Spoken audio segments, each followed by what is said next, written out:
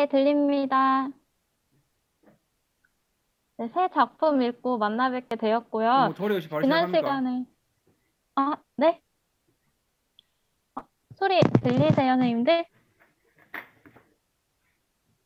교수님, 저희 소리가 안 들리시나요? 그러면 제가 채팅창에 파일 2개 보냈는데 먼저 보낸 거부터 할게요. 지난 시간에 우리가 시 이야기를 좀 했는데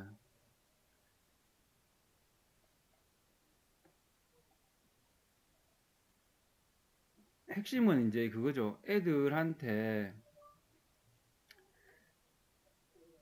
작품을 읽는 능력을 만들어주고 싶다. 그러면 어떻게 읽는가? 이 어떻게 읽는가를 알려줘야 되잖아요. 어떻게 읽는가? 우리는 소설을 딱 받았을 때 어떻게 읽는지를 각자 아마 생각이 있겠죠? 근데 원하는 만큼 원하는 주제를 잠깐만요. 소리가 지금 저는 아예 안 들리는데 여러분들 소리가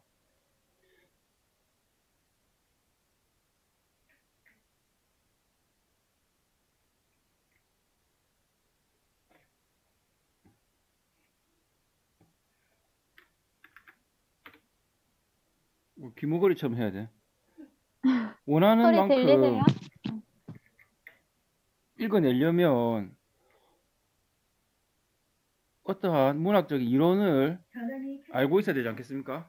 그거를 제가 이제 정리해 본 겁니다.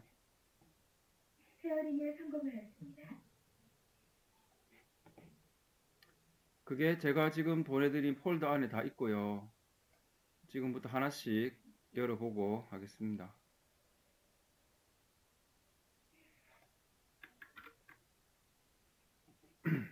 오늘 인물, 사건, 배경이라는 가장 기본적인 이야기 잠깐 할 거고 갈등에 대한 이야기 제일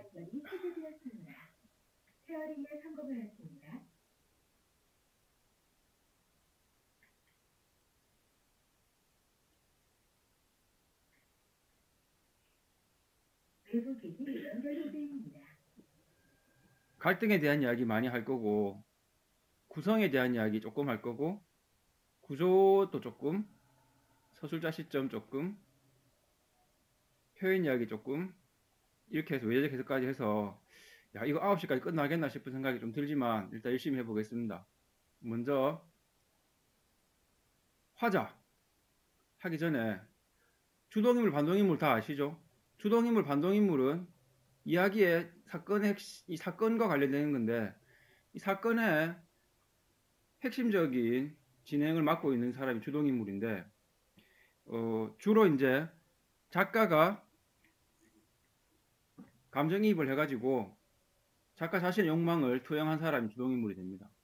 반동인물은 그거를 막기 위한 인간 아닌 것 모든 걸 다 포함하고 있죠.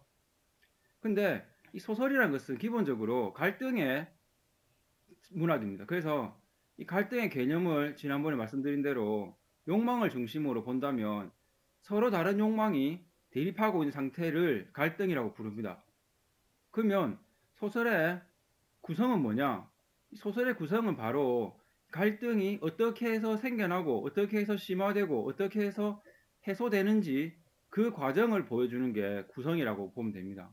그거를 얼마나 더 실감나게 보여주느냐, 얼마나 더 효과적으로 보여주느냐에 따라서 작가는 구성을 짭니다. 멋지게 여러 방식으로 짜죠. 그냥 우리가 흔히 하는 5단계 발단, 전개, 위기, 결정, 결말로 짜기도 하고 작은 갈등들이 반복되는 방식으로 짜기도 하고 갈등 끝까지 가서 끝나는 것도 있고 갈등 별로 없이 그냥 슬슬슬 하다가 끝나는 것도 있고 이 모든 것들이 다 왜 이렇게 되느냐 작가가 전달하려는 주제와 관련이 있는 거죠. 이런 거는 깔끔하게 독자에게 어떤 오락적인 재미를 줄 수 있는 거고 이거는 뭔가 갈등이 끝났지만 다음에 또 발생할 것 같은 그런 불안감을 독자에게 전달하고 있는 거고, 이거는 어떨 때 제일 이게 이런 작품 잘 없는데 이런 작품 어디 있냐, 귀신 이야기 이런 거 제일 무서울 때 딱 끝나는 거지. 그팍 주고 끝나는 거 해소 안 됩니다. 이런 것들이 이제 좀 서정적인 작품들, 큰 갈등 없이 그냥 소소하게, 주제가 그런 거죠. 인생이 별거 아니야, 다 그렇게 그냥 낭만적으로 살아가면 돼, 뭐 이런 이야기들 할 때. 그래서 이런 구성들도 있고, 그 다음에 어떤 구성은요, 신기한 게 여러 작품에 비슷한 구성이 반복될 경우가 있습니다. 그런 것들을 모아가지고 구조라고 부릅니다. 근데 현대로 올수록 작가들은 남이 썼던 구성을 그대로 쓰는 걸 싫어하죠. 독창적인 걸 쓰고 싶지. 근데 옛날 작품들은 비슷비슷한 구조를 줘가지고 사람들에게 어떤, 아 그래 그런 이야기 맞아 나도 들어봤어 이렇게 해서 이제 비슷한 구성이 반복적으로 사용될 때에 그거를, 여기는 없네요, 구조라고 부릅니다. 그래서 주로 이제 민담의 구조 이런 것들,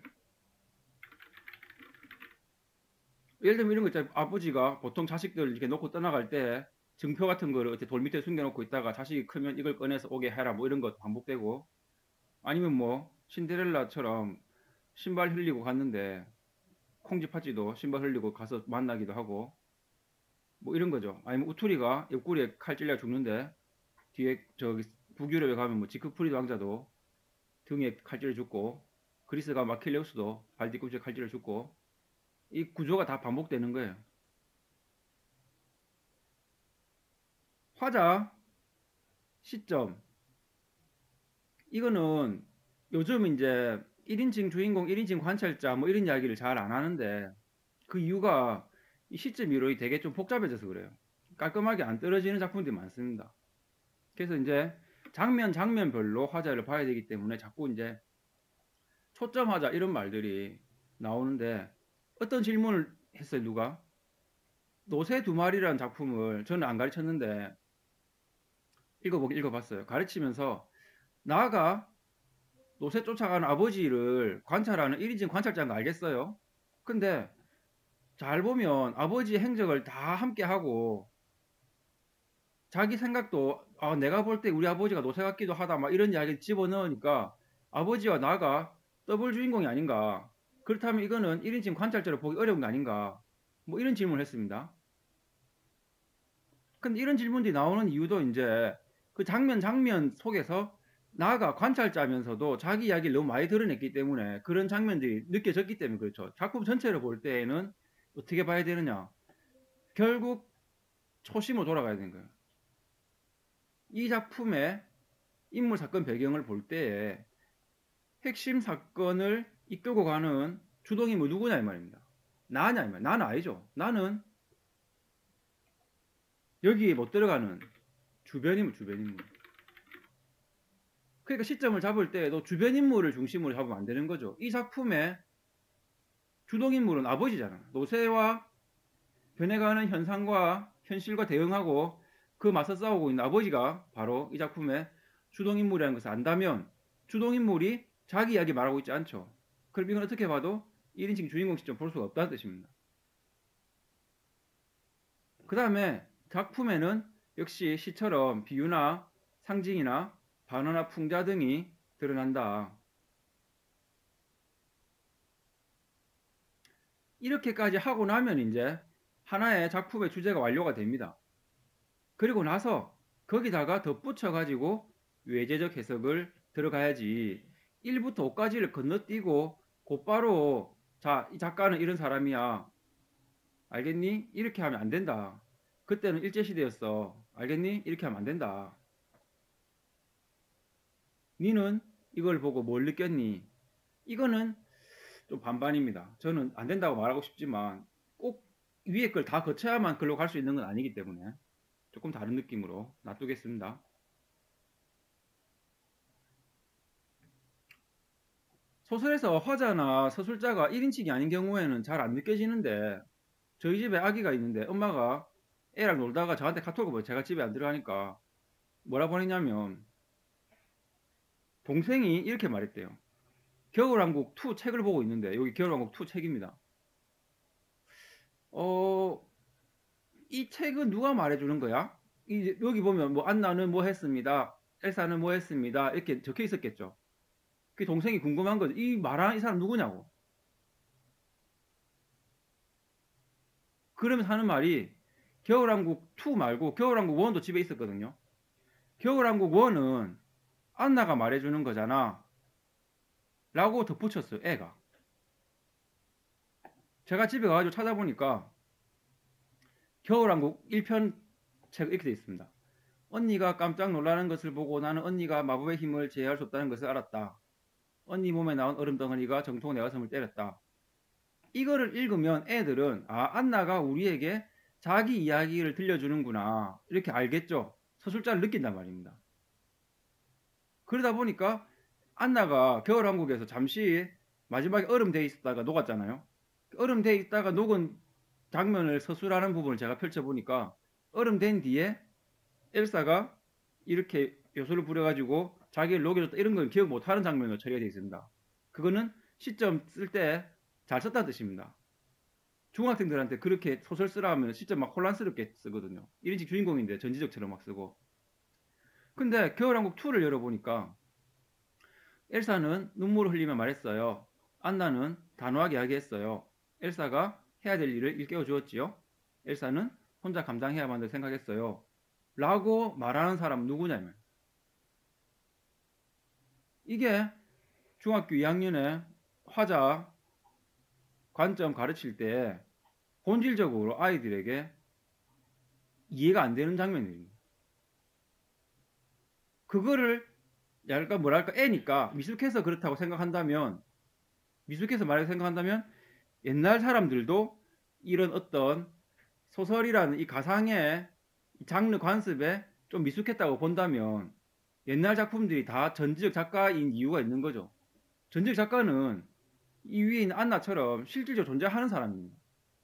1인칭 관찰자가 자기 감정을 드러내가지고 마치 주인공처럼 느껴지게 하듯이 전지적인 작가도 독자에게 이야기를 걸므로써 자기 존재를 드러내는 겁니다. 어떨 때? 편집자 논평할 때. 그런 것들이 이제 현대로 오면서 그런 식으로 끼어드는 것은 이 작품 자체를 객관적인 존재로 보지 못하고 어떤 이 서술자 말고 실제 인간에게 종속된 것으로 본다. 이래서 그거를 이제 좀 극복해보자. 이렇게 하다가 4가지 시점이 정리가 된 거고 관찰자는 엄격하게 관찰자를 하고 싶어가지고 애를 많이 씁니다. 근데 우리가 중학교 때 소나기 이런 거 배우면 거의 전지적 아니 3인칭 관찰자로 배우거든요. 근데 소나기도 3인칭 관찰자가 아니에요. 중간에 보면 아니 소년의 심리는 다 나와 늘. 현대적인 소설 단편이든 장편이든 간에 3인칭 관찰자라고 대체로 여겨지는 소설들 보면 주로 어떻게 되어 있냐면 말투는 3인칭 관찰자입니다. 근데 딱 주인공 한 명의 속마음과 시선은 자꾸 나옵니다. 그렇다고 해서 다른 사람들은 다 안 나오거든요.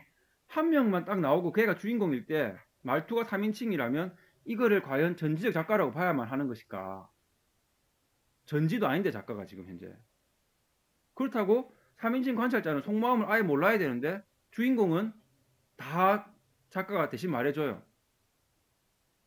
그러니까 우리가 흔히 말하는 사분법으로는 잘 안 되는 그런 작품들이 교과서에 자꾸 나오면 아이들한테 가르치기도 힘들어지고 억지로 그거를 분리해서 가르칠 이유도 없고 그래서 지금 그런 시점 이론보다는 장면 장면에서 이 시점은 이 장면의 시점은 누구의 관점인가 뭐 이런 식으로 자꾸 이제 초점을 맞추는 식으로 변해간다. 근데 그걸 이제 아는 그 자체가 중요한 게 아니고요. 결국은 제가 하는 이 모든 수업은 지난달에도 그랬지만 그것들이 주제와 관련을 지을 때 의미가 있다. 저는 그렇게 생각합니다. 그래서 이 작품은 이런 시점이야 끝 이게 아니고 작품의 화자나 서술자나 시점을 이렇게 정함으로써 우리는 이 작품의 주제가 만들어진다 라는 데까지 나아가야 된다 이런 말입니다.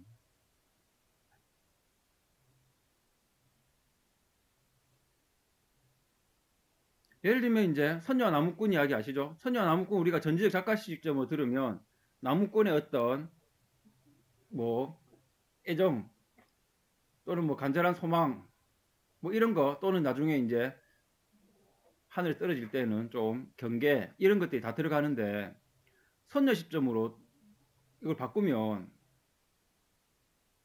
완전 무서운 이야기죠. 납치됐다가 감금됐다가 집에 도망쳤는데 쫓아오자 스토커 돼가지고 두려워서 올라가지고. 근데 그게 시점이 바뀌는 게 아니잖아요. 사실은 관점이나 초점 화자가 바뀌는 거죠. 시점은 이렇게 써도 전지적 작가고 이렇게 써도 전지적 작가고 그렇게 됩니다.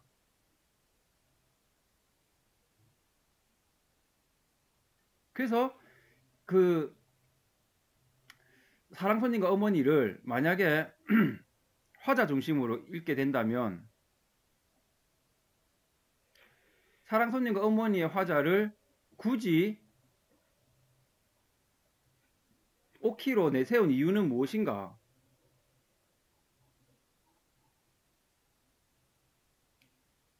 주요섭이라는 작가가 과부들은 재혼하지 못하게 하는 그 전통적인 관습에 대해서 찬성하는 관점으로 작품을 썼습니까? 반대하는 관점 썼습니까? 반대하는 관점을 가진 것을 우리가 추측할 수 있잖아요. 그럴 때 왜 그거를 3인칭 관찰자로 안 쓰냐? 3인칭 관찰자로 인습에 의해서 인간의 자연스러운 사랑의 감정이 망가지고 엄마는 젊은 24살 나이에 남은 평생 동안 남자 못 만나고 썩어가야 되는 그런 사실을 묘사하면 거의 1920년생 김지영 되는 거 아닙니까? 그러나 그 작가는 그렇게 리얼리즘으로 현실과 맞설 만한 그런 사람은 아니었던 거죠. 주요 작품 자체가 원래 낭만적인 사람이에요. 그러니까 비판을 하고 싶은데 돌려서 말을 하니까 어떻게?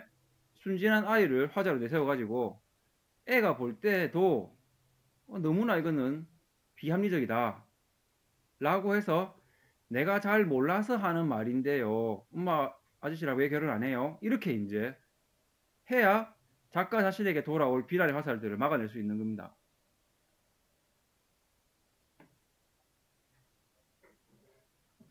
그러다 보니까 이제 엄마 입장에서 써도 거의 리얼리즘이고 아저씨 입장에서 쓰면 좀 심파 같고 그래서 화자를 어린애로 세워가지고 완전히 새로운 재미를 추구할 수 있게 됐다. 이렇게 이제 그러니까 작품의 주제가 한 게 있고 그 다음에 읽는 재미가 또 한 게 있죠. 오키의 말투나 행동에 반어적이잖아요.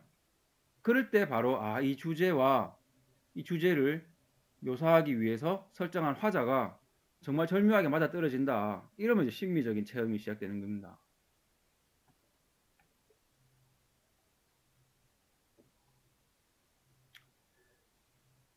배경이 주제에 큰 영향을 주는 작품도 조금 있긴 있는데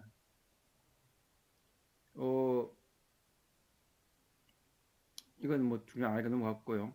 갈등이 제일 중요해요. 갈등이 제일 중요해요. 왜냐하면 갈등이 왜 중요하냐면 갈등의 발생과 해소가 구성이라 했거든요. 작품 전체를 갈등의 중심으로 보면 갈등이 해소되었을 때 갈등 해소가 결말인데 이때 두 가지가 있습니다. 주동인물이 승리하는 경우, 주동인물이 패배하는 경우. 이제 굳이 넣는다면 이제 승패 안 가려지는 거. 3번은 잘 없고 1번, 2번으로 전통적인 관점으로 본다면 이렇게 했을 경우에 주제는 두 가지로 잡을 수 있습니다. 주동인물은 위대하다. 이게 주제예요. 그냥. 아니면 이 사회는 정의롭다. 왜냐하면 올바른 사람이 승리했으니까. 이 경우는 어떻게 됩니까? 주동인물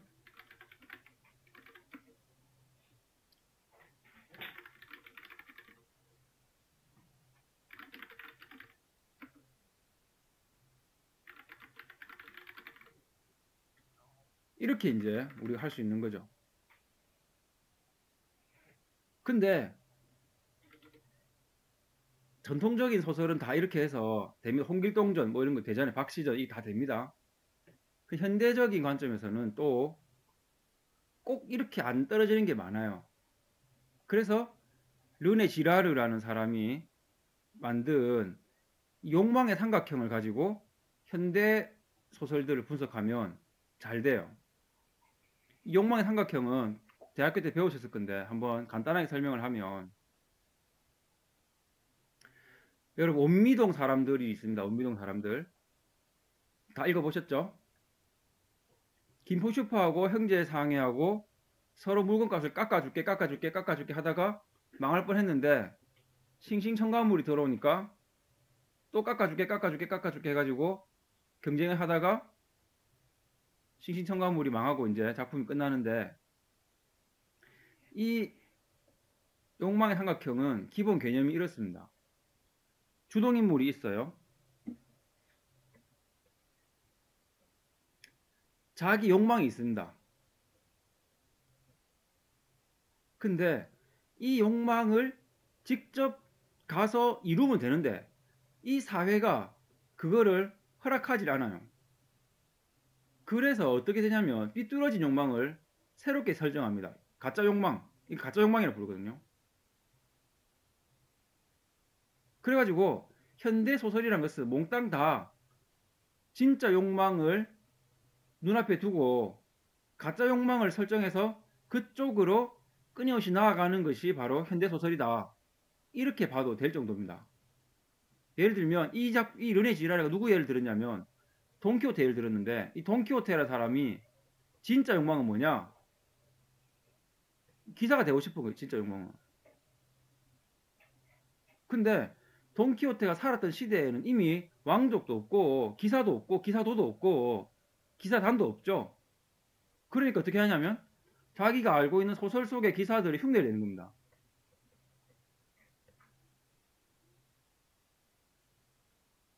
자, 이 가짜 욕망을 추구하면 안 되느냐? 안 되죠. 왜 안 되냐면 처음에 출발할 때는 그게 그거 같은 욕망이에요. 이것도 그게 그거 같은 욕망이에요. 가짜 욕망을 자기도 모르게 심취해가지고 점점 추구하면 어떤 일이 벌어지냐면 자신의 진짜 욕망에서 이 거리가 점점 멀어지는 거예요.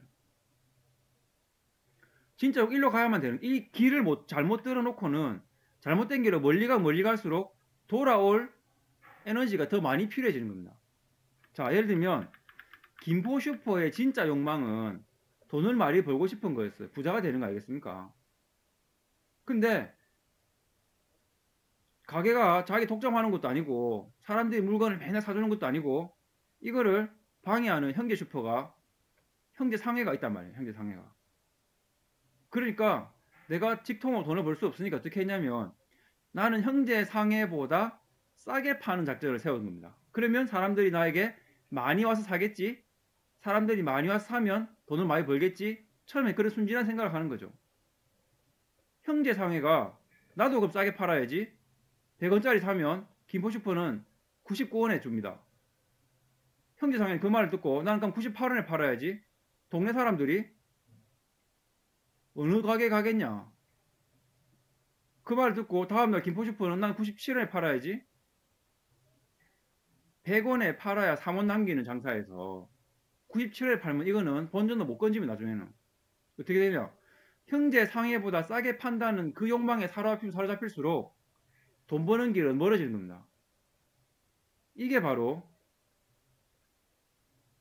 이렇게 만들 욕망이 이루어지는 삼각형이다. 이렇게 해서 이제 왜 원미동 사람들을, 그러니까 이거는 전편이 아니고 그때 7차 교과서에 실렸던 일용할 양식 단편 고 한 개에 대해서 하는 말입니다. 연작 소설이잖아요. 이 작품의 결말이 왜 그렇게 찜찜하냐 이 말이죠. 누가 이기고 진 것 없죠. 싱싱첨가물이 들어왔을 때 김포와 형제가 힘을 모아서 우리 둘이는 같이 하고 이 가게는 일단 망하게 만들고 보자. 이런 욕망을 또 세웠어요. 그러다 보니까 결국 이 욕망은 달성이 됐습니다. 근데 김포 슈퍼와 형제 상해가 돈을 벌었느냐? 아니란 말이에요.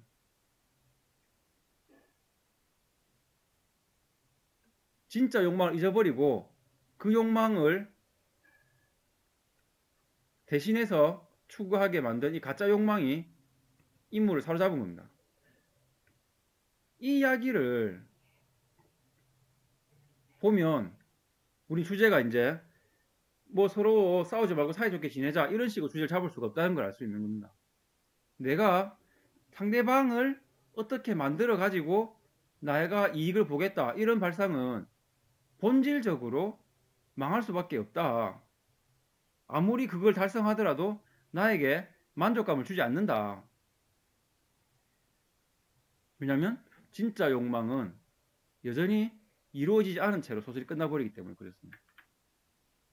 제가 꼭 읽어와 달라고 부탁드렸던 육체미 소동이 딱 그런데, 육체미 소동은 여러분들이 아실런가 모르겠지만 동민이라는 애가 신체 검사를 하는데 자기는 그냥 평범한 청소년이고 자기 친구인 기철이라는 애가 엄청 우락부락하고 근육질인 애가 있습니다. 그 여자에게 인기가 좋아 보이고, 그래가지고 나도 근육을 키워야지 하고 헬스장 갔는데 너무 힘들어가지고 그만두고 그냥 겉으로만 멋지게 보이려고 자기 가슴에다가 여자가들이 차는 브래지어를 딱 찬 다음에 그 브래지어에다가 옷핀으로 가슴에 넓은 패드를 2개 달았습니다. 그 옷을 딱 입으니까 이 몸에 가빠가 딱 생기는 거죠. 친구가 그걸 보고 와, 니 운동 좀 했나 보다 하니까 그 재미에 빠져가지고 장난치고 말라 했는데 매일 그걸 하고 다닌 거예요. 그런데 어느 날 체육 시간에 까불다가 쌤을 잡혀가지고 선생님이 엎드려 뻗쳐 했는데 엎드려 뻗치니까 목덜미 사이로 브레이저 끈이 보이잖아요. 그 선생님이 야 그거 뭐야 꺼내봐 이렇게 하니까 남자인데 브레이저가 딱 나오니까 선생님이 미안하다, 네가 그런 취향인 줄 몰랐다, 이거 뭔 일은 넘어가죠 이렇게 하고 돌려보내려 하는데 걔가 진실을 밝힌 거 사실 그거 아닙니다, 저는 그런 거 아니고 그냥 근육 나와 보이게 하려고 차고 다니는 거예요 하니까 선생님이 이제 꿀밥 먹이고 벌로 아침마다 운동해라 이렇게 하고 훈훈하게 끝나는 그런 이야기예요. 근데 제목이 원래 사춘기였고 사춘기라는 드라마의 한 에피소드입니다. 그 진짜 제목은 육체미 소동 잡혀 있는데 그거는 이제 소제목이죠, 알고 보면. 모든 출판사와 자습서와 문제집에서 주제를 뭐로 잡았겠습니까, 여러분? 정신의 성숙이 육체적 성숙보다 중요하다 이렇게 잡았어요. 실제로 교사형 지도서에도 그렇게 가르쳐 되어 있습니다. 그렇게 몸에 신경 쓰지 말고 청소년들은 정신을 살찌우는데 더 애를 써라, 몸만 추구하는 그런 것은 언젠가 한계가 온다, 이런 내용이 주제로 잡혀 있는데 끝에 동민이는 근육이 나온 것도 아니고 친구들에게 근육이 나온 것처럼 보이는 그 작전도 실패해가지고 동민이 욕망은 패배했습니다. 선생님한테 들켜가지고 자기 잡기 다 끝났죠. 근데 그 이야기를 제가 짧게 드렸지만 끝에 가면 해피엔딩이거든요. 분위기도 그렇고 내용도 그렇고. 어째서 주동인물 욕망이 패배했는데 해피엔딩이 될 수 있느냐. 생각해보면 동민이의 그 욕망은 진짜 욕망이 아니었던 거라. 해봅시다. 동민이의 진짜 욕망은 뭐냐? 가슴 근육이 진짜로 나오는 거예요. 근데 운동하러 갔더니 너무 힘들어서 못하겠다 이 말입니다. 진짜 욕망을 추구할 수 없는 현실에 부딪혔을 때 동민이가 추구한 가짜 욕망은 무엇이었냐? 가슴 근육이 나오는 게 아니고 가슴 근육이 나오는 것처럼 보이게, 처음에는 패드를 옷에 달아봤어요. 그게 뚝뚝 빠진단 말입니다. 그러니까 작전을 바꿔가지고 아예 어깨끈까지 있는 브래지어를 들고 와가지고 거기다 다니까 완벽하고 이렇게 했는데 완벽한 게 아니고 가짜가 완벽해진 거죠. 완벽한 가짜가 돼버린 거라. 이 가짜 욕망은 승리하든 패배하든 이 주인공의 진정한 욕망에 영향을 못 줍니다. 이게 만족된다 해도 주인공이 진정한 행복을 찾는 게 아니고, 이게 패배한다 해도 주인공이 욕망이 실패한 게 아니에요.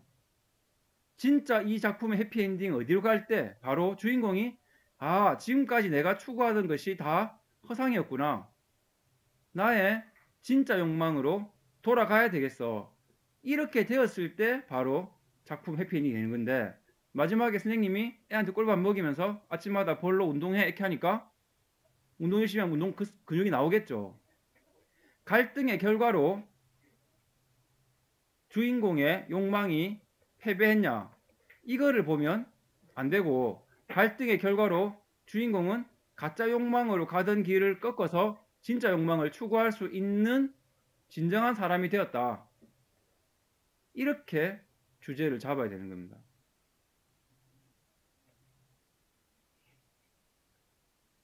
그래 놓고 보면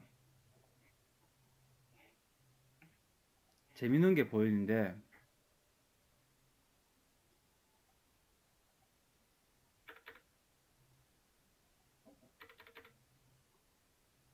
제가 보내드린 그 파일에 열어보시면요,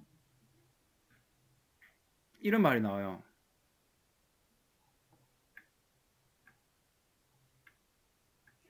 나는 이미 인생의 쓸쓸함을 이해한 어른이다. 이 중2병 애들이 할 만한 말이죠. 정신적으로는 이미 성숙했는데 내 몸이 이렇다고 해서 어린애 취급받다니 정말 억울하다.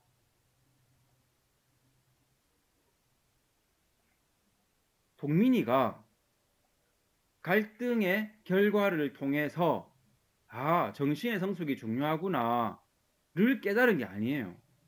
만약에 동민이가 갈등의 결과를 통해서 그래 육체는 중요한 게 아니야 정신이 중요해 라고 깨달았다면 주제를 글로 잡아도 됩니다. 근데 이미 얘는 작품 시작할 때에 정신의 성숙이 중요하다고 말합니다. 보세요. 기철이가 근육 빵빵 나온 개인데 솔직히 부럽지만 이렇게 말해요. 기철이는 덩치가 크고 힘이 세다는 이유로 다른 애들 깔보고 잘난 척한다. 그건 기철이가 정신적인 미숙하다 라는 그 뜻이다. 중요한 건 가슴 둘레가 아니라 인격이라는 평범한 진리를 기철이는 모르는데 나는 이미 알고 있다. 나는 이미 정신적으로 성숙해 있어요. 작품 시작할 때 이미. 그러니까 주제를 정신적으로 성숙이 더 중요하다 이렇게 말하면 안 된다 이 말입니다. 그럼 어떻게 해석해야 되느냐? 바로 자기의 말과 행동이 일치하지 않는 것을 작품에서 포착해야 되는 겁니다. 기철이가 정신적인 미숙하고 육체만 튼튼한 애다라고 말로 하고 있지만 자기의 본심은 뭐예요? 부럽다 하잖아요.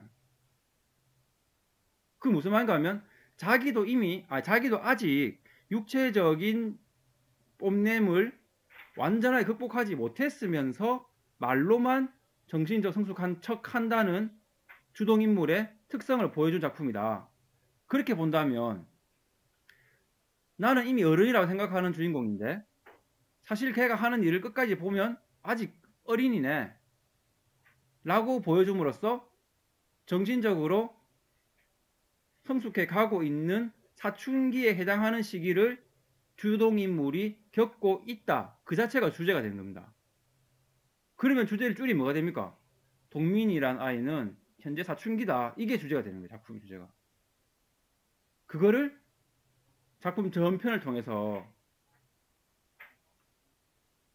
대놓고 말하지 않지만 독자에게 전달하고 있는 겁니다.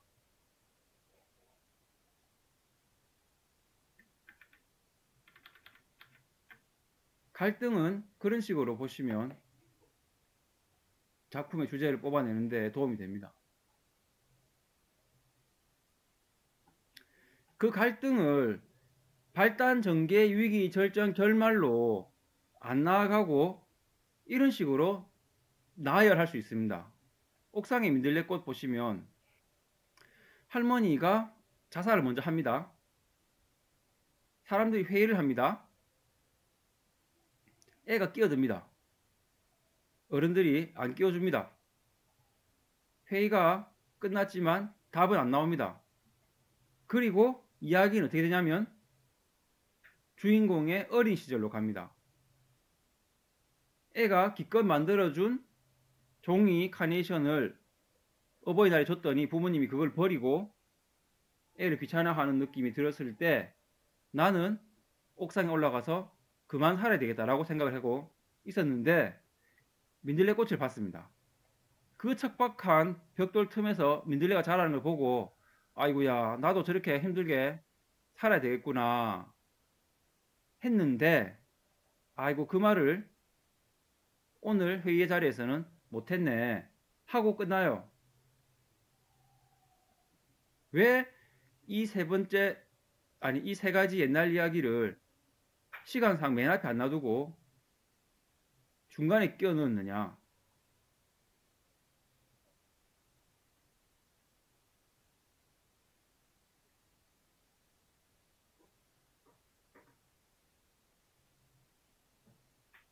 이 이야기에서 사람들이 헛소리 하는 것을 훨씬 더 강조할 수 있고 주인공이 진짜 중요한 이야기를 뒤에 아껴놨다가 쭉 해주는데 독자 읽으면서 그렇지 그렇지 하는데 마지막에 그 옛날 이 나가 깨달은 이 이야기를 다시 회상을 하면서 이렇게 좋은 방법이 있는데 그거를 사람들이 모르는군 이렇게 해가지고 요 시간 순으로 나열했을 때에 비해서 앞에 있는 이 어리석은 장면과 이 진지한 장면이 확 대비가 되게 일부러 아껴놨다가 내가 답을 말해주마 이렇게 이제 작가가 풀어주는 그래서 독자에게 교훈을 주고 싶은 그런 주제가 더 잘 드러나게 하려면 갈등이 발생하고 해소되고 이런 것들을 항상 이렇게 시간 순으로만 쭉쭉 하는 게 아니고 어떨 때는 액자에 넣기도 하고 어떨 때는 과거로 가기도 하고 어떨 때는 반전을 주기도 하고 뭐 이렇게 이제 갈등을 가지고 놀 수 있게 된다. 그거를 작가는 나름대로 생각이 있어가지고 배열해 놨으니까 우리는 그걸 발견하면서 작가가 우리한테 이렇게 느끼기를 바라는구나.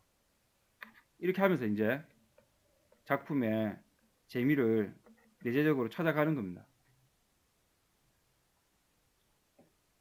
그 다음에 표현 중에서는 주로 이제 비유나 상징 뭐 이런 것들이 풍자 이런 것들이 이제 작품의 주제에 영향을 주는데 상징을 가지고 이야기하면 제가 상징 옛날에 배울 때는 원래 하듯이 뭐 십자가는 평화의 상징이 아니 뭐 희생의 상징이다 비둘기는 평화의 상징이다 뭐 이런 식으로 했고 옥상의 민들레꽃도 민들레꽃이라는 소재가 뭔가를 상징한다 이렇게 제가 생각을 했어요. 근데 저희 과에 이대규 교수님이 문학 전공인데 그분이 상징을 문장으로 상징을 공부해야 된다 이런 이야기를 많이 합니다. 무슨 말인가 하면 우리가 직유, 은유 이렇게 말할 때 단어로 안 하거든. 단어로 그 단어가 들어가 있는 최소한 구절 문장으로 비유나 뭐 대꾸나 뭐 반복이나 도치나 다 설명하거든요. 근데 왜 상징은 단어로 하느냐? 그 사람들이 상징의 문학적 기법으로서의 상징을 잘 모르기 때문인 거죠. 예를 들면 황순원의 학 맨 앞장면 제가 지난번에 한번 읽어드렸는데 가을이 끝났습니다. 밤송이들은 다 떨어지고 없는데 안 떨어지고 계절을 모르고 붙어있는 밤송이가 있었어요. 근데 성삼이가 마을에 왔을 때 바람도 안 불었는데 밤이 드디어 계절에 맞게 어떻게 땅으로 낙하하는 겁니다. 이 장면은 그냥 단순한 장면이 아니고 뭔가 자연스럽지 못하고 있던 일이 이 성삼이의 등장과 함께 앞으로 그 계절에 맞고 철에 맞고 때에 맞고 상황에 맞게 자연스럽게 흘러가게 될 것이다라는 것을 상징하는 장면이다 이 말입니다. 친구인데 같은 동네 사람인데 단지 나는 공산주의고 나는 자본주의 뭐 민주주의인지 모르겠지만 이념이 다르다고 해서 서로 총을 쏴 죽이고 하는 게 맞냐 이 말. 민족끼리 싸우는 게 맞냐 이 말이죠. 6.25란 전쟁이 그거는 자연스럽지 못한 현상이다. 근데다가 뭣도 모르고 농민위원장 했던 친구 동네 친구를 자기가 아무 이유 없이 총살시킨 게 자연스럽냐. 그런 부자연스러운 일은 자연스러운 현상으로 바뀌어야 된다. 라는 주제를 이 상징에 담고 있는 겁니다. 마찬가지로 제가 사랑손님 어머니를 보니까 아저씨가 떠나간 다음에 엄마가 오키를 데리고 뒷동산에 갑니다. 뒷동산에서 뭐가 보이냐면 정거장이 보이는데 아직 기차는 보이지 않았어요. 그러다가 갑자기 기차가 삑 들어옵니다. 오키가 아 기차다 하는데 그 다음 문장 이거예요. 기차는 정거장에 잠시 머물더니 금시에 삑 하고 떠납니다. 이거 그냥 읽을 때는 뭐 그냥 애가 보고 이제 우리 기차 갔으니까 가자 신기한 구경 많이 했지. 그때는 뭐 시골에 놀이감이 없으니까 그런 줄 알았지만 이 장면을 상징으로 읽어보면 기차 어차피 기차는 정거장에서 영원히 살 수 없죠. 언젠간 떠나가야 될 존재입니다. 정거장은 기차가 아무리 좋아도 여기 남아라 말 못합니다. 사랑손님이 기차고 어머니가 정거장인 거예요. 알고 보면 그 둘은 결코 원래부터 이루어지지 없는 그런 시대였던 거예요. 알고 보면 이 장면이 바로 작품 전체를 관통하는 하나의 상징 문장이 되는 거죠. 사하촌의 첫 장면 개미가 지렁이 뜯어먹는 장면 그것도 지주들이 농민들의 피를 빨아먹는 몇 명 안 되는 지주가 그러니까 개미라는 작은 존재가 커다란 지렁이도 괴롭히는 것처럼 그 비도 안 와가지고 땅이 말라가는 비쩍비쩍 금간 그 논바닥에서 지렁이가 막 괴로워하고 있으니까 그걸 도와주지 못할 망정 개미가 막 물어뜯잖아요. 이 일제시대에 땅도 없는 이 소작농들이 아무리 많아도 몇 명 안 되는 그 개미 같은 작은 지주들이 피를 빨아먹고 있다는 그 상징인 거예요. 그게 시작이기 때문에 마지막에 농민들이 절에 불지르러 가도 못 이길 거라는 게 드러나는 겁니다. 결말은 없지만. 제가 그렇게 하다 보니까 이 상징에 대해서 시에서도 다르게 좀 생각하게 됐어요. 그래서 그 이야기를 오늘 할 수는 없기 때문에 재밌을 때, 나중에 심심할 때 읽어보시라고 제가 채팅에 넣어드릴게요. 맨날 그 고재종의 첫사랑 이게 나오면 가장 아름다운 상처 그게 뭐 은유입니까 상징입니까 이렇게 물어본 사람도 많고 그 다음에 또 뭐 오영석 고무신 이런 가르치면 고무신이 뭘 상징합니까 이렇게 가르치는 사람 많고 요도에 꽝 하면 꽝이 뭘 상징합니까 이렇게 하는 사람도 많은데 상징을 그렇게 소재로 보지 말고 문장으로 보기 시작하면 좀 더 작품이 다르게 보입니다. 하지만 그것도 여기 상징이야 민들레꽃은 상징이야 이게 아니고 민들레꽃이 뭔가를 상징하기 때문에 그게 주제야 이렇게 항상 주제를 찾아가는 쪽으로 이어져야만이 의미가 있는 거죠. 여기 직유가 있어 은유가 있어 시험 문제 이거 은유인가 직유인가 맞추기 땡 이게 문학교육의 목표는 아닐 거 아닙니까? 이 직유법이 어떻게 시의 주제를 형상화하는 데 기여하느냐 이 은유법이 주제를 얼만큼 더 효과적으로 드러내느냐 이 상징이 마찬가지 풍자 마찬가지 이런 식으로 하는 게 내재적인 읽기인데 이 내재적 읽기의 기본은 꼼꼼하게 읽는 거예요. 꼼꼼하게 읽는 거.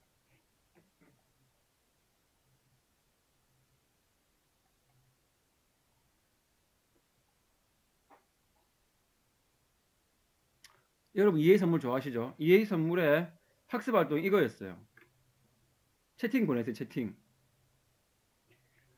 자 문제는 뭐냐 옛날에 어린 나가 철도 없을 때에 혼자서 사탕 가게 갔는데 사탕을 한 움큼 집어가지고 올려놓고 사장님이 돈 달라 이렇게 하니까 얘가 돈이 뭔지 모르잖아요.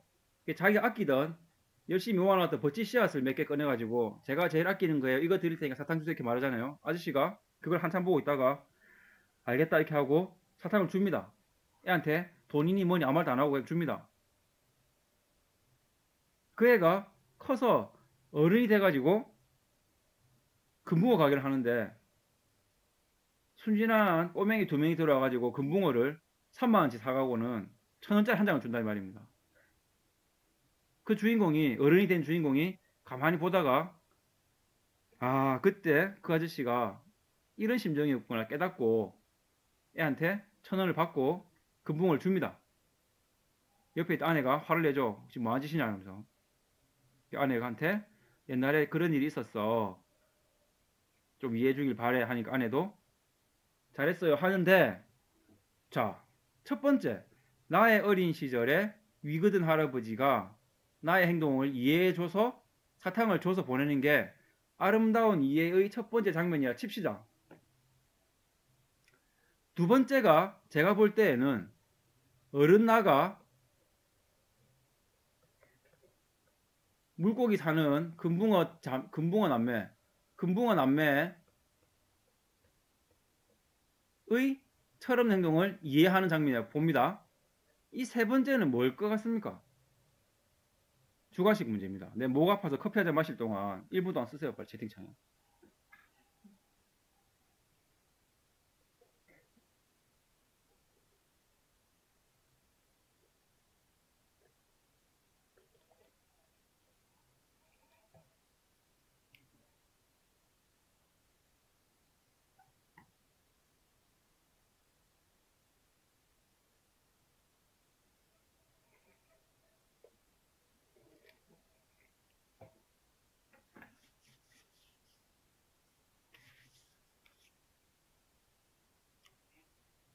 근데 저는 이거를 아무리 읽어도 이렇게 장면이 세 번 나온다고 읽어지지가 않았어요.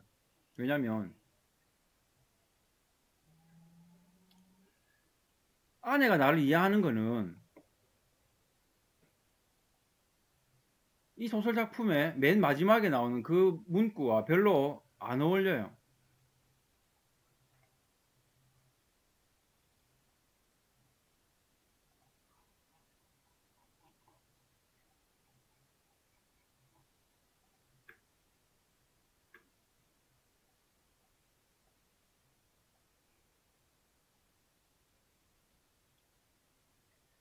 그 아저씨는 지금 죽고 없지만 나에게 뭔가 위대한 유산을 물려준 거예요.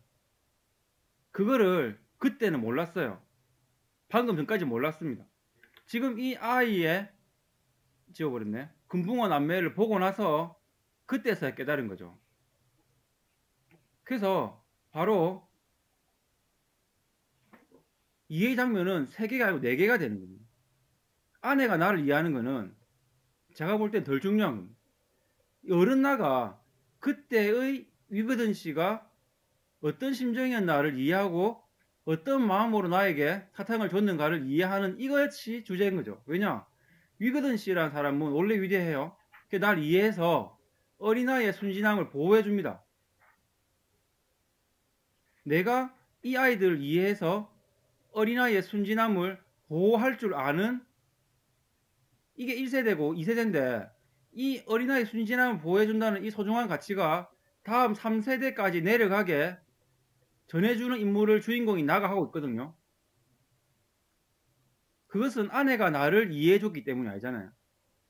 내가 바로 그 옛날에 위거든 씨를 이해하는 이 장면이 들어갔기 때문에 위거든 씨가 나에게 유산을 물려주고 이 유산은 이 아이 어린 남매에게 전달돼 가지고 이 사회의 아름다운 가치가 대대손손 전해져서 아름다운 사회가 영원히 이어지도록 만들어주는 그런 주제의식으로 본다면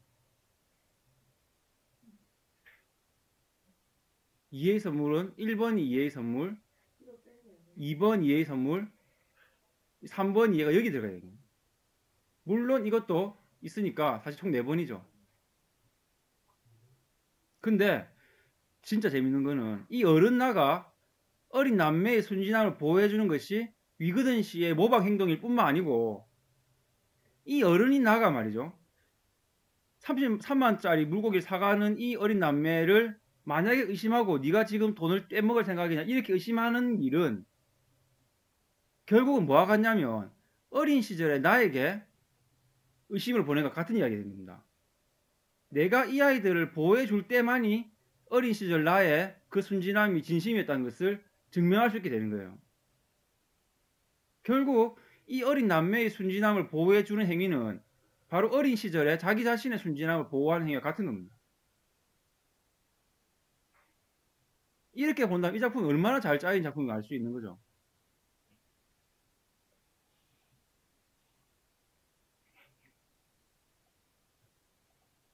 그리고 이 사람이 쓴 안내를 부탁합니다. information please. 그게 요즘 교과서에 많이 들어오잖아요. 그것도 너무 뭐랄까 너무 잘 짜서 자기적으로 보이기 때문에 약간 문제가 있지만 구성상으로는 멋진 작품이죠.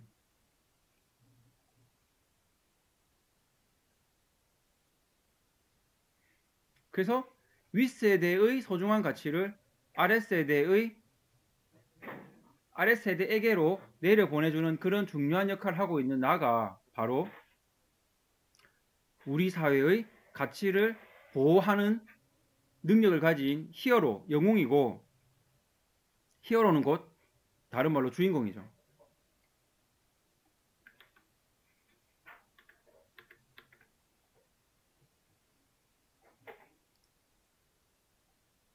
자, 이렇게 해서 꼼꼼하게 읽어서 이게 사실은 3개가 아니고 4개라는 것을 아이들에게 알려주면서 얘들아, 교과서는 다 믿으면 안 된단다. 이런 식으로 이제 넘어가는 거죠. 근데 꼼꼼하게 읽는 게 또 있습니다. 예를 들면 운수 좋은 날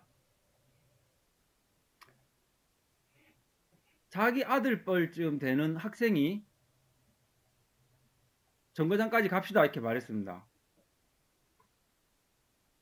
김첨지가 좀 먼데 비도 오는데 어떡하지 하다가 큰돈 한 벌어볼 거라고 1원 50점만 줍시오 이렇게 말했습니다.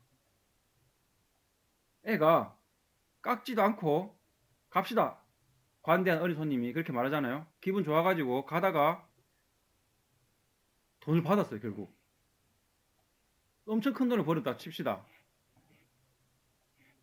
그러니까 김첨지가 그 학생한테 뭐라고 말하냐면 이렇게 말합니다. 기차 탔으니까 어디 가는지 모르겠지만 안녕히 다녀오십시오 이렇게 깍듯이 인사를 한다 이 말입니다. 뭐 그게 그 같지만 여기서 우리는 뭘 느끼게 되느냐. 제가 문법 이야기 좀 할게요. 저는 이게 반대인데 합쇼체라는 것이 요즘 아무도 합쇼체를 안 가르치고 어떻게 가르칩니까? 이게 하십시오체로 바뀌었단 말입니다. 맞죠? 등급을 만들면 해라체가 있고 하계체가 있고 하오체가 있고 합쇼체는 원래 이게 줄임말이니까 늘리면 합시오체거든요. 글씨 알아보겠죠? 하와 비읍 시오 형태도 분석도 이해하시겠죠? 동의하시면 제 말 잘 들어보세요. 이게 우리나라의 기본적인 높임 체계인데 현대로 올수록 한국어가 이 높임법에 상당히 민감해졌습니다. 그래가지고 4등급으로 성이 안 차는 거예요. 어떻게 했냐? 하게 할 자리에다가 상대방을 조금 더 높여주기 위해서 하시게 이렇게 말합니다. 하오 할 자리에다가 하오 하는 것보다 좀 높여주려고 어떻게 하냐면 하시오 이렇게 하는 겁니다. 그 다음에 합시오 할 자리에다가 상대방을 좀 더 높이기 위해서 어떤 말을 쓰겠습니까? 바로 하와 비읍 시오 사이에 한 개를 더 넣으면 하십시오가 만들어진다는 말입니다.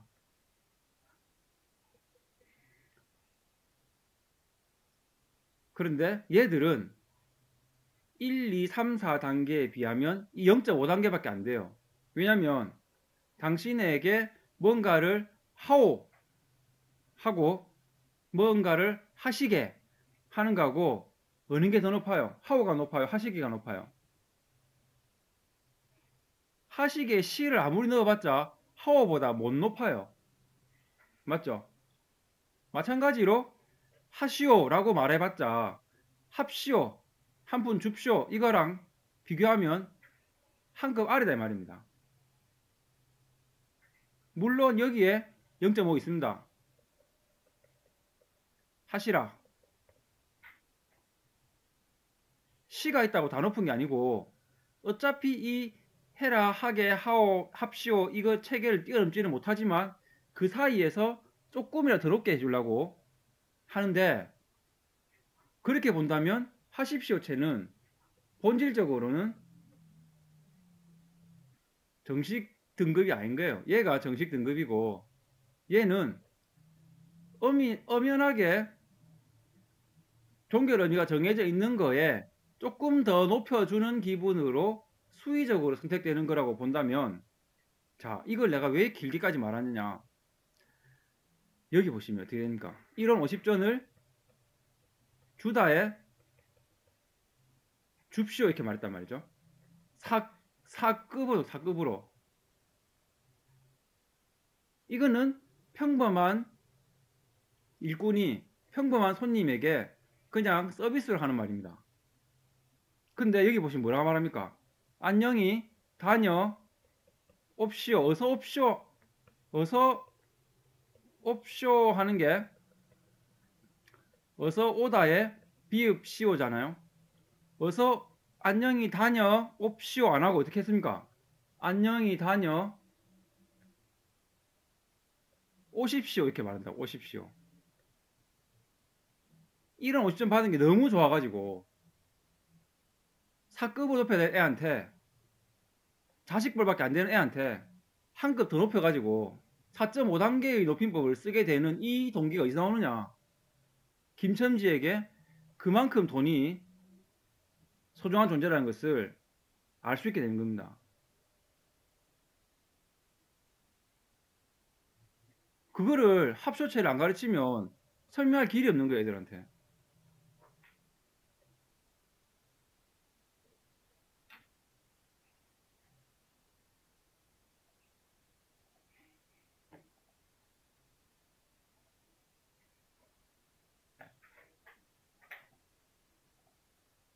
자, 이렇게 하면 이제 내재적 읽기는 끝나는데,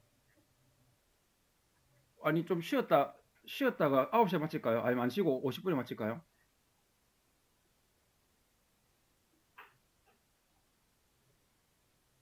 우리 진행한 선생님 어떻습니까? 내 스피커 이상해서 뭐가. 아무나 누가 말 좀 해보세요. 지금 내 귀가 이상해. 하나도 안 들리는데. 교수님은 언제 어떻게 하고 싶으세요? 저는 쭉 가고 50분에 마치면 좋죠. 그럼 그렇게 가시죠. 동의하십니까? 네. 쉬는 건 알아서 쉬세요.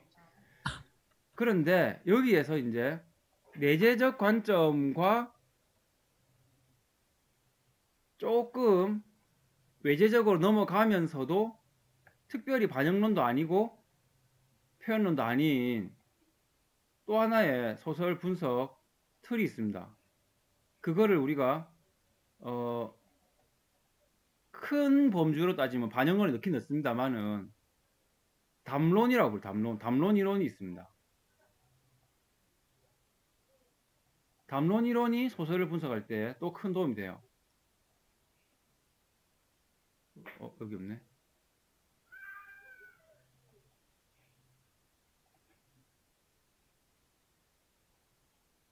있다. 담론이란 무엇인가? 담론이라는 것은 말로 표현된 모든 것입니다. 근데 문제는 뭐냐? 기득권을 가진 담론이 있고 기득권이 없는 담론이 있어요.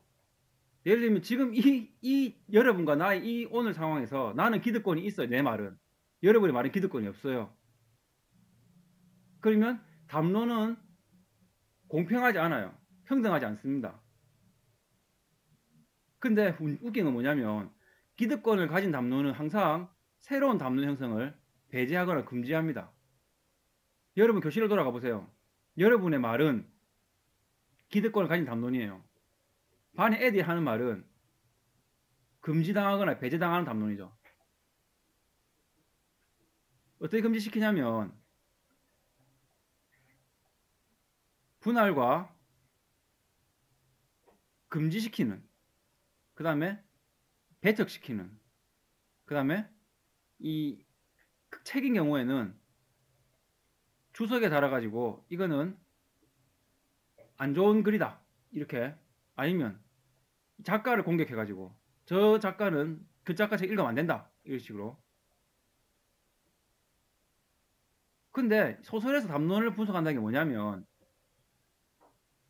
소설에도 여러 가지 이제 말들이 나올 건데 우리는 항상 주인공인 기득권의 담론 또는 항상 우리에게 모든 말을 해주고 있는 화자라는 서술자의 담론 거기에 영향을 받고 그 말이 다 진짜라 믿습니다.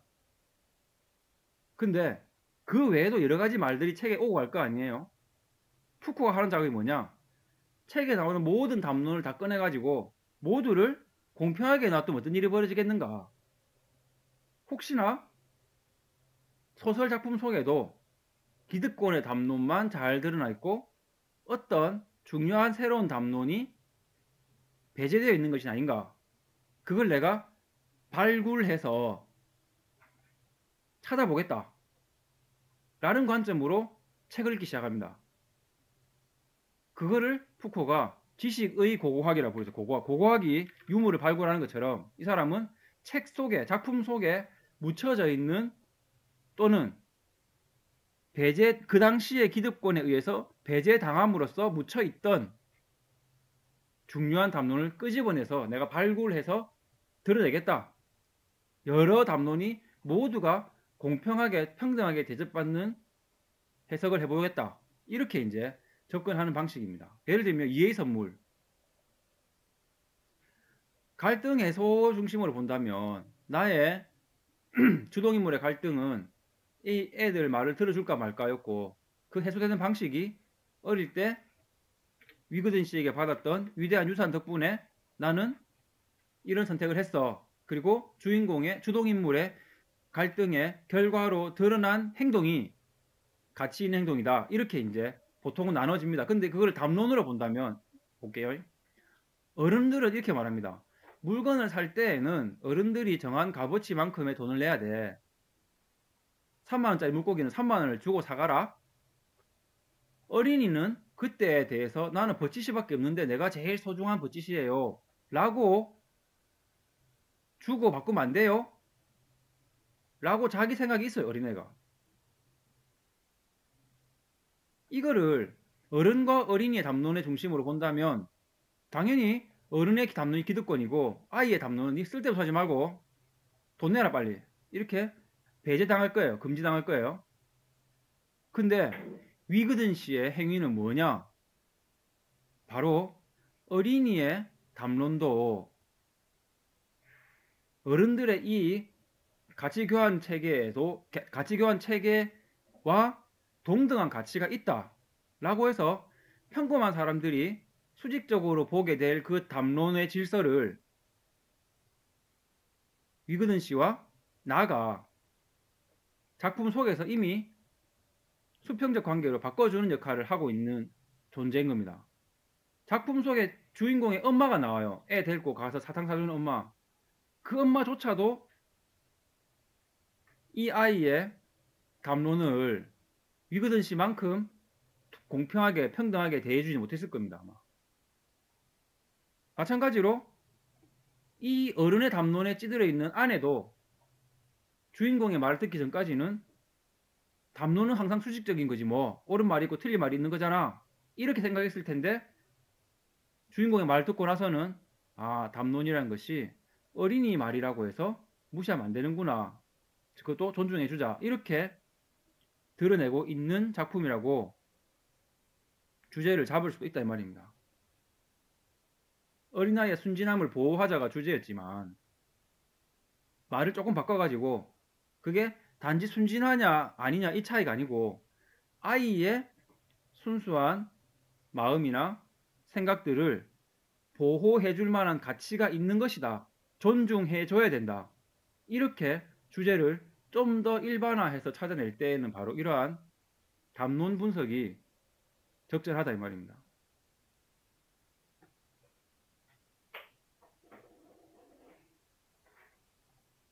이런 관점으로 옥상의 민들레꽃을 다시 보면 아까는 민들레꽃이라는 상징을 중심으로 볼 때에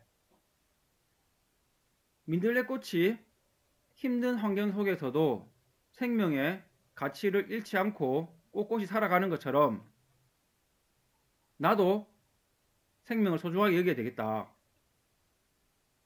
그리고 할머니들에게도 내가 민들레꽃을 보고 위안을 받았듯이 베란다에 민들레꽃을 심어줘가지고 할머니에게도 희망 건기를 주자. 이런 주제를 잡을 수 있습니다. 여기 있는 여러 가지 상징적인 의미를 통해서 주제를 뽑아내면 대충 이렇게 나와요. 크게 뭐 따질 필요 없이 그냥 이렇게 잡을 수 있는데, 아까 위거든 씨와 나의 담론을 분석하는 것처럼 옥상의 민들레꽃에서 어른들의 담론과 아이의 담론을 판해보면 어떤 일이 벌어지느냐.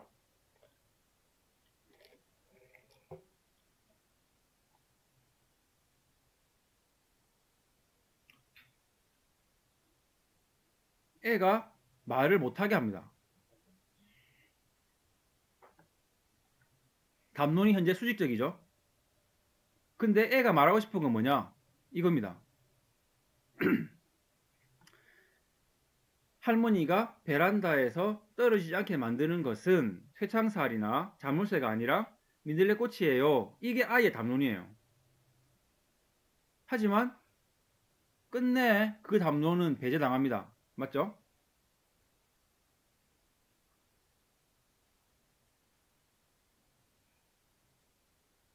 그 담론을 가지고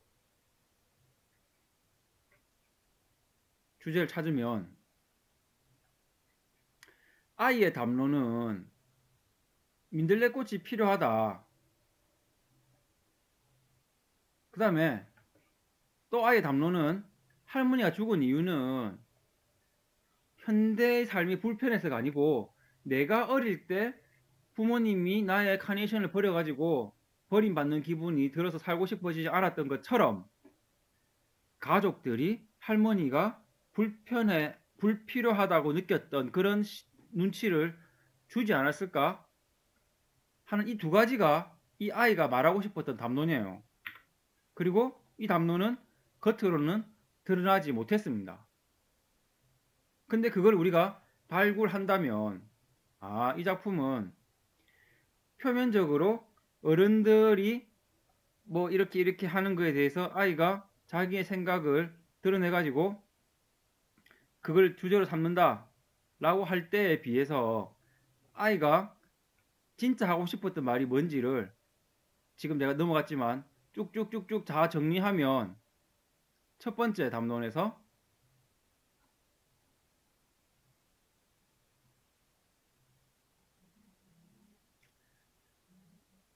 어른들은 행복이 돈에 의해 결정된다고 생각하는데, 그리고 사람들의 불행을 막아주는 것도 외부에서 해줄 수 있다고 생각하는데, 아이의 담론은 뭐냐?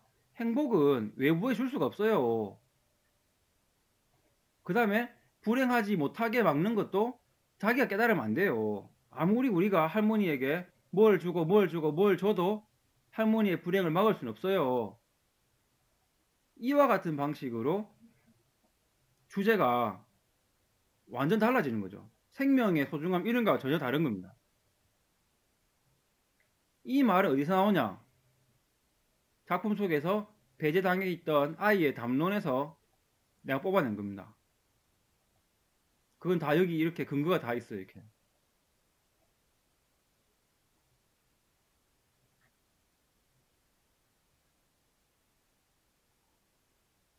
그래서 물질 만능주의에 대한 비판이 물론 있지만 그보다는 행복과 불행의 진정한 의미에 대한 것이다. 이렇게 도출할 수가 있다. 그 다음 이 두 번째 아이가 말하고 싶었던 거, 할머니가 죽은 이유가 불필요함을 눈치를 줬기 때문이다. 이렇게 있다면 그 말을 가지고 와서 주제를 만들어내면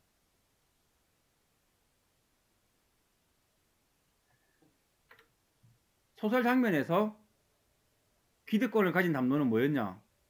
할머니는 예전 모습에 대한 향수가 너무 그리워서 자살하신 거예요. 라고 하고 회의를 하고 끝냈습니다. 근데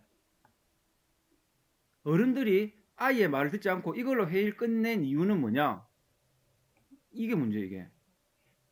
아파트 주민들이 할머니가 향수를 그리워하다가 돌아가셨다 라고 결론 내는 것은 자기들에게 아무런 책임이 안 돌아와요. 근데 아이가 말하고 싶었던 그 담론을 인정하면 어떤 일이 벌어지느냐? 우리가 할머니의 죽음에 책임을 져야 되는 거예요. 세월이 흘러가는 건 막을 수 없기 때문에 할 수 없네 이렇게 넘어가 버리면 되는데, 우리가 할머니가 없으면 좋겠다고 눈치를 줬기 때문에 죽었다고? 그건 안 돼, 묻어야지 라고 하는 어른들의 심리가 이 아이의 담론을 배제하는 장면에서 다 드러나는 겁니다. 그게 바로 작가가 비판하고 싶은 또 하나의 주제가 되는 거죠. 그러면서 속으로는 싫어하면서 겉으로는 뭐 냉장고도 주고 안방도 주고 다 해줬는데 왜 그래요? 막 이렇게 핑계를 댄단 말이죠. 이게 현대인이다 라고 현대인의 본질을 비꼬고 있는 겁니다.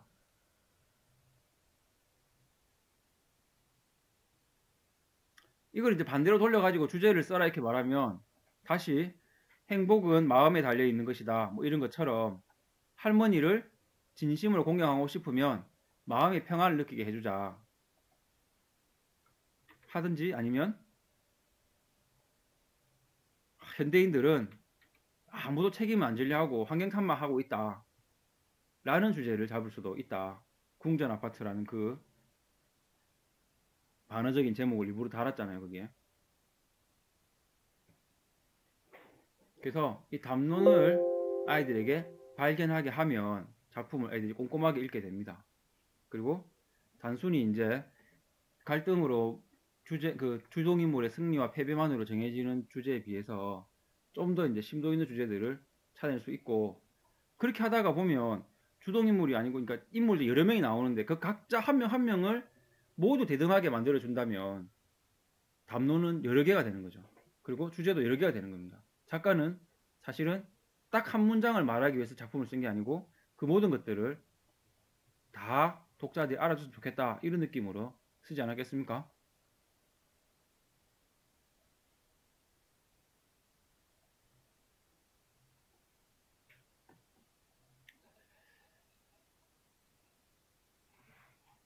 그래 놓고 본다면 이제 의사소통의 구조라는 게 있습니다. 문학은 의사소통의 구조다 이렇게 원래 가르치거든요. 문학을 읽는 거는 심미적 체험이기도 하지만 문학을 둘러싼 의사소통에 참여하는 거기도 하거든요. 예를 들면 옛날에 스스로 터득한 지혜라는 작품이 있었어요. 이건 뭐냐면 강희맹이란 작가가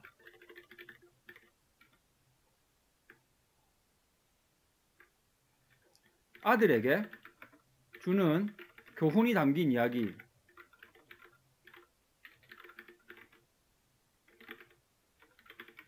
인데 다섯 개.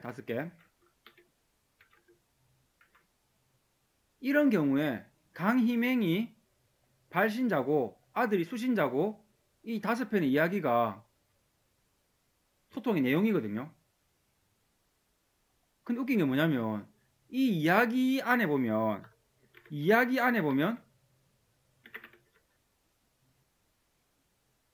아버지가 아들 도둑에게 교훈이 담긴 경험을 선물합니다. 경험을 겪게 한다. 이렇게 할까요? 그러면 이야기 속에서는 아버지가 발신자고 아들 도둑이 수신자고 이 교훈이 소통의 내용이거든요. 근데 이 강희맹이라는 작가가 쓴 이야기가 어디에 담겨 있냐면 교과서 필자가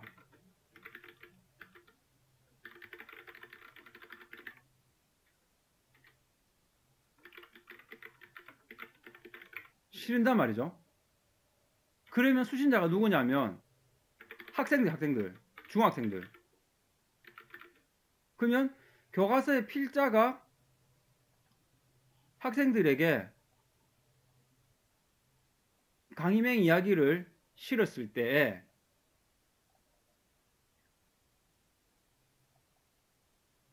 1, 2, 3 이렇게 할 때에 이 2에서 이 작품 자체의 교훈과 1번 소통 구조에서 교과서의 필자가 우리에게 주고 싶은 교훈은 같겠습니까? 다르겠습니까?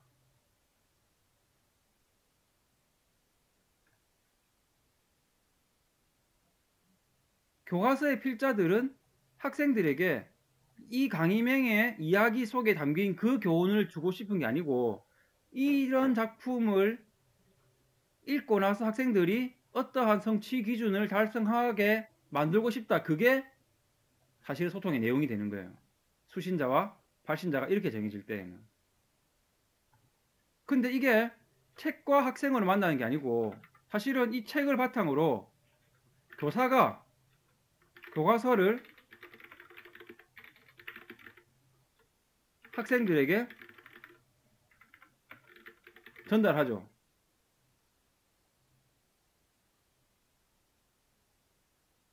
그러면 교사는 발신자가 되고 학생이 수신자가 되고 교과서 내용이 전달되는 겁니다. 이때 잘 생각해 보면 요 아빠 도둑이 주고 싶은 교훈이랑 강희맹이 주고 싶은 교훈은 거의 비슷할 거고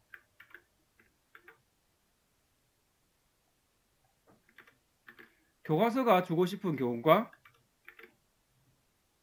교사가 주고 싶은 교훈은 거의 비슷할 거예요. 대체로 이렇게 될 겁니다. 근데 문제는 뭐냐? 이 수업을 제대로 못 들은 친구가 있습니다. 들었지만 이해 못하는 친구가 있습니다.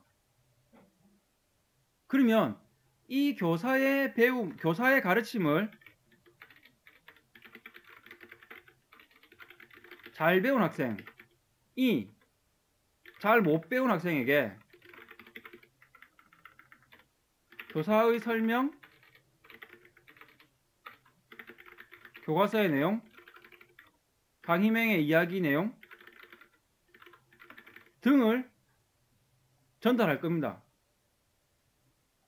이게 발신자가 되고 이게 수신자가 되고 이게 소통의 내용이 되는 겁니다. 이렇게 해서 작품이란 것은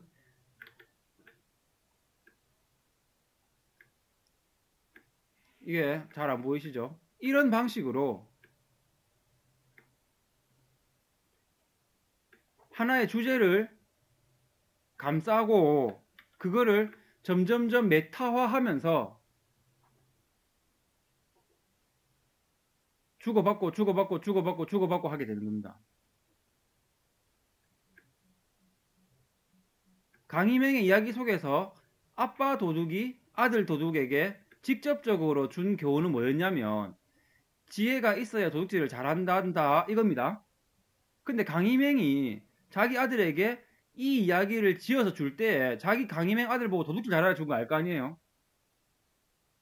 니도 이 도둑처럼 지혜가 있어야 학문을 잘한단다 이렇게 좀 바뀝니다. 그 이야기를 교과서 필자가 우리한테 적었을 때 지혜가 있으면 도둑질을 잘한다는 것을 배우라는 것도 아니고 지혜가 있어야 학문을 잘한다는 것을 우리에게 주는 것도 아니에요. 강희맹이 이야기를 통해서 아들과 소통하듯이 문학이라는 그 자체는 소통의 과정입니다를 너희가 좀 알면 좋겠어 이거예요. 근데 교사는 그 교과서를 들고 와가지고 이것만 가르치느냐 이게 안 된다 이 말입니다. 왜냐하면 교사는 작품을 가지고 막바로 성취 기준 넘어간 게 아니고 일단 작품을 분석해요 애들하고. 작품 내용을 다 파악한단 말입니다. 그 다음에 성취기 넘어가기도 하고 못 가기도 하고 그렇게 되죠. 그러면 이 교사는 이 작품 내부의 내용을 사실적으로 이해시키고 작가의 의도를 이해시키고 교과서의 의도까지 이해시켜야 되는 거예요, 애들한테. 그 수업을 잘 들은 학생 A는 자기 친구 B가 야 그거 뭔 내용이었어 하면 이 내용 전부 다에다가 선생님에게 들은 이야기에다가 나는 이랬어 라는 자기 생각까지 덧붙여가지고 전달하게 되는 거고, 이 이야기를 내가 여러분에게 전달하면 이 소통의 구조는 점점 확장되고 대상이 메타화 되는 겁니다.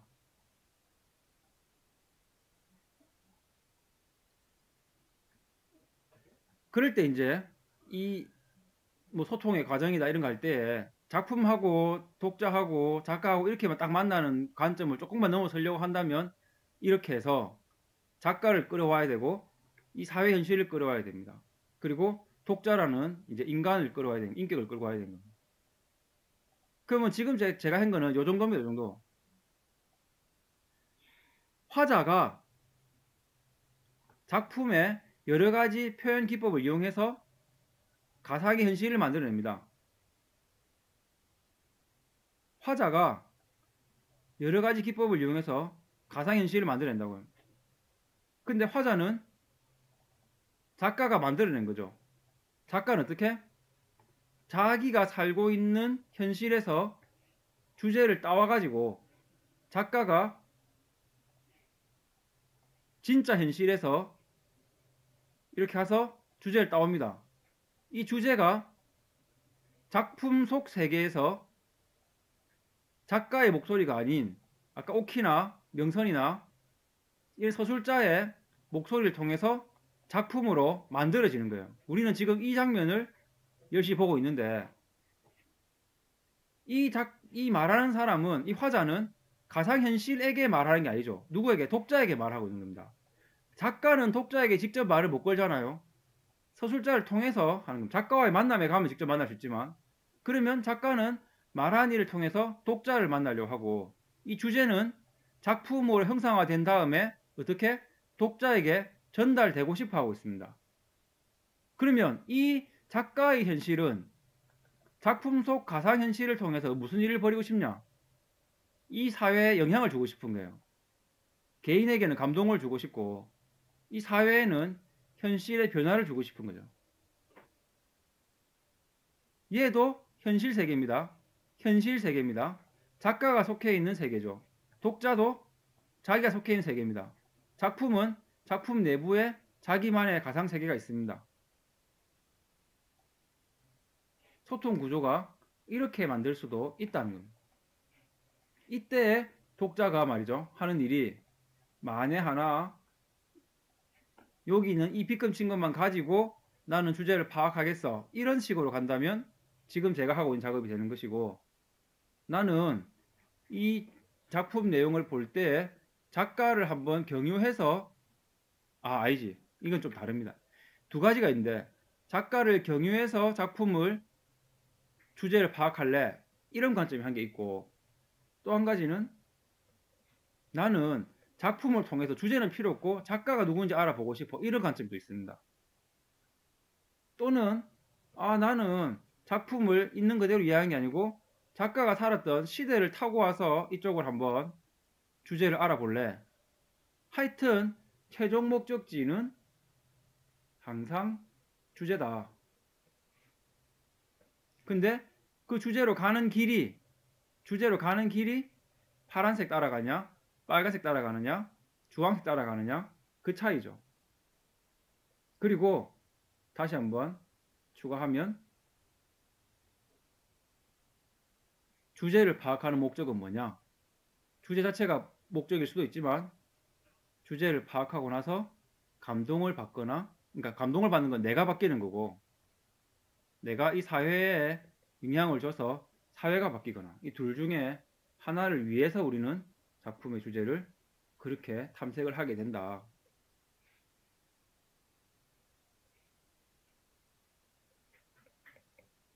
라고 하면 이제 문학의 램프를 꺼내올 때가 된 겁니다.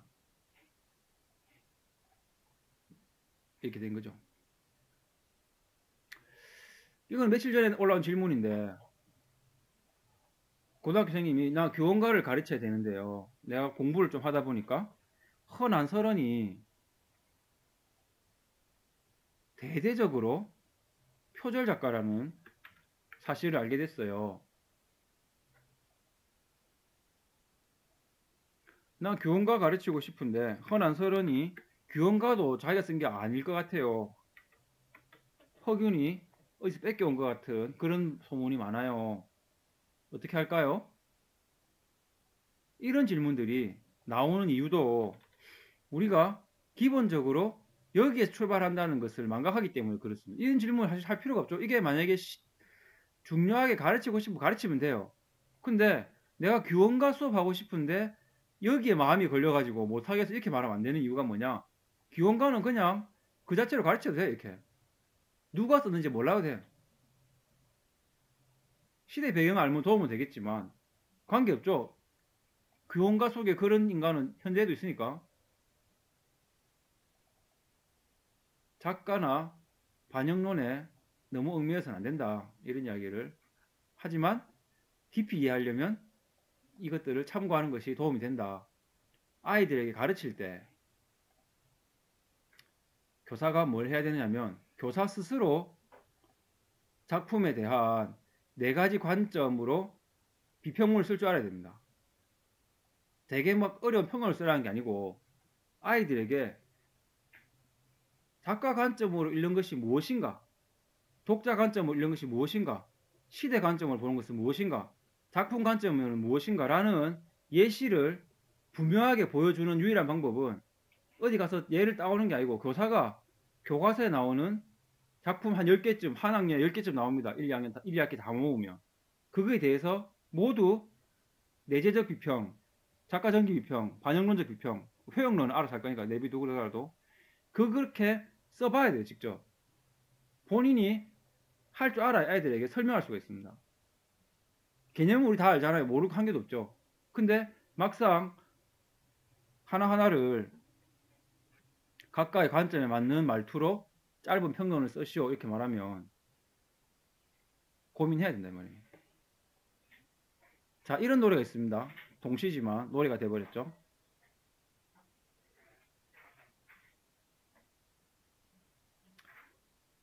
어떤 사람들은 이 작품은 내재적인 게 더 어울려요. 이거는 반영론적인 게 더 맞아요. 이건 작가 전기 비평 꼭 읽어야 됩니다. 뭐 이렇게 하는 사람도 있습니다만은 그거는 각각을 다 해놓고 봤을 때 가장 깊이 이해한 것이 무엇인가를 고를 때 이야기지. 이 작품은 내재적 비평 어울리니까 내재적만 하겠다. 이 작품은 작가 전기 어울리니까 작가 전기만 하겠다. 이렇게 해서는 안 된다 이 말입니다. 자, 그러면 이 작품은 딱 보니까 주제가 뭐예요? 형제별. 별 이야기 아니죠. 별에 빗대어서 아마 자기 형제에 대한 외로움 뭐 이런 걸 겁니다 아마. 근데 그거를 방정환이 무난 독자였다, 외동아들 이렇게 말해서 그러면 형제에 대한 그리움은 아닙니다 이렇게 말할 수는 없다 이 말입니다. 이 작품을 가지고 우리가 은유적으로 읽어내면 내재적으로 읽을 수 있습니다. 근데 그렇게 끝나야 될 문제에다가 작가 전기 비평을 넣거나 반영론적 비평을 넣으면 가능하냐 이 말입니다. 억지로 말을 만들어내는 거죠. 자, 날 저무는 하늘. 혹시 방정환이 살았던 시대가 일제시대니까 날 저무는 어두운 식민지, 별이 하나 안 보인다. 어디 독립운동하러 갔나? 이럴 수도 있고. 그래서 한번 만들어 봤습니다. 먼저 작품만 가지고 하면 이 시는 2연 8행짜리 시다. 글자 수가 반복되는 음수율이다. 별이 삼형제, 의인법이다. 1년은 정다웠는데 2연에서 눈물을 보여주니까 대조법이다. 아, 앞에는 앞에는 좋았는데 뒤에 강조하는 슬픈 정서가 효과적으로 드러난 작품이다. 이렇게 하면 다른 이 말 한 개도 안 쓰고 내재적으로 해석한 겁니다, 그냥. 근데 여기다가 이제 억지로 작가 이야기를 집어넣으면 아, 작가가 방정환 씨네? 그러면 여기다가 이렇게 쓸 수 있어요. 방정환이라는 사람은 누구냐? 색동회를 조직해서 어린이날 만들고 어린이를 위한 동화를 많이 쓴 사람. 어린이를 존중하자는 글도 쓰고 강연도 하고 어린이에게 평생 존댓말을 써온 사람. 아, 밤하늘의 별이 삼형제 별은 없습니다. 그 삼형제 별도 원래는 매덕하게 떨어진 별들이에요. 우리 눈에 그렇게 보이는 거지. 하지만 어린이의 순진한 눈으로 보면 아이고 저 별이 어제는 3명 같이 있더만 오늘은 떨어졌네. 계절의 변화가 아니고 자전과 공전으로 다 설명되는 부분인데 어린이의 순수한 마음으로 밤하늘 노래한 시구나 라고 해석을 하면 작가의 특징 때문에 이런 이야기가 가능해진다 말할 수 있습니다. 시대를 집어넣으면 이 시는 23년도에 발표됐죠. 일제시대에 조선은 너무 어려워서 다 만주나 간도나 일본이나 하와이로 떠나갔죠. 그러면 삼형제별은 원래 함께 있던 우리 민족인데 남쪽과 북쪽으로 나눠져 가지고 살 뿐만 아니고 3명이니까 마지막 1명은 이 남쪽에 북쪽에 한반도에도 못 살고 저 낯선 태국에 살고 있는 해외 동포로 떨어져 있는 귀국 동포들을 그리워하는 시가 아닐까 라고 해석을 해도 되고, 독자 입장에서 이 시를 보니까 산에 캠핑 갔던 기억이 떠오르네. 난 형제가 없어갖고 삼형제는 잘 모르겠지만 밤하늘의 별이 참 반짝였던 기억이 떠올라. 뭐 이렇게 하면 되는데 이걸 아이들에게 쓰라 하면 안 되고 이런 식으로 쓰면 된다라고 보여줘야 되는 거예요. 보여줘야 되는 거예요. 왜냐면 예시를 많이 보여줘야 그 다음에 아이들이 실제로 따라 할 수 있게 됩니다. 개념만 알려주고 직접 네가 해봐라 이렇게 말할 수가 없다 이 말입니다. 자, 그러면 교과서에 있는 걸로 연습하는 거죠. 나룻비와 행인. 작가 관점으로 볼 때 나가 한용운이라고 본다면 이건 스님이잖아. 스님 얘들아. 스님은 어떤 사람이야? 신도들을 데리고 열반에 들어야지 극락세계에 가야 될 거 아니야?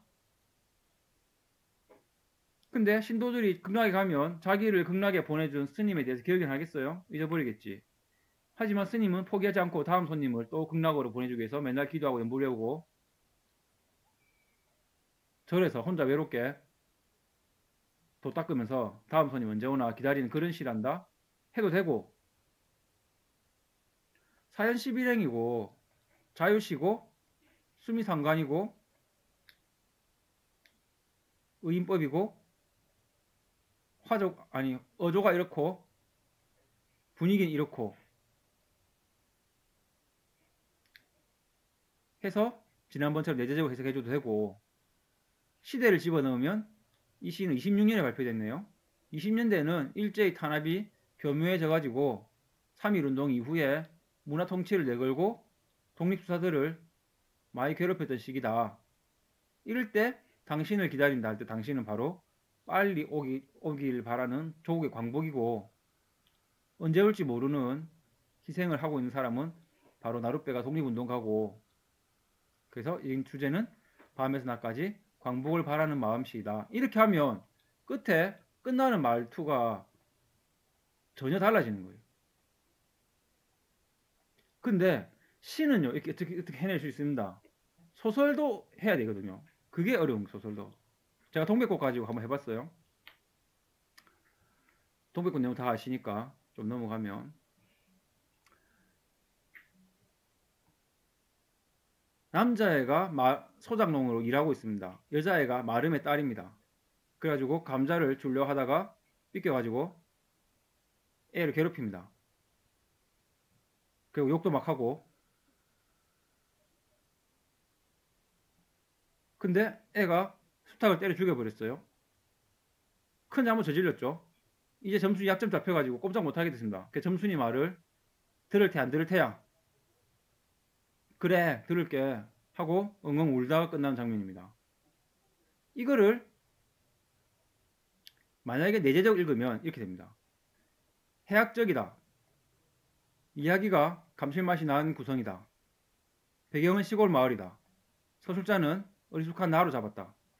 나와 점순이의 갈등은 점순이의 애정 공세와 그거를 못 알아차리는 나에게서 발생한다. 예를 들면 나는 점순이가 이 다음부터 안 그럴 테냐 할 때에 살 길을 찾은 듯이 뭣도 모르고 그래 했습니다.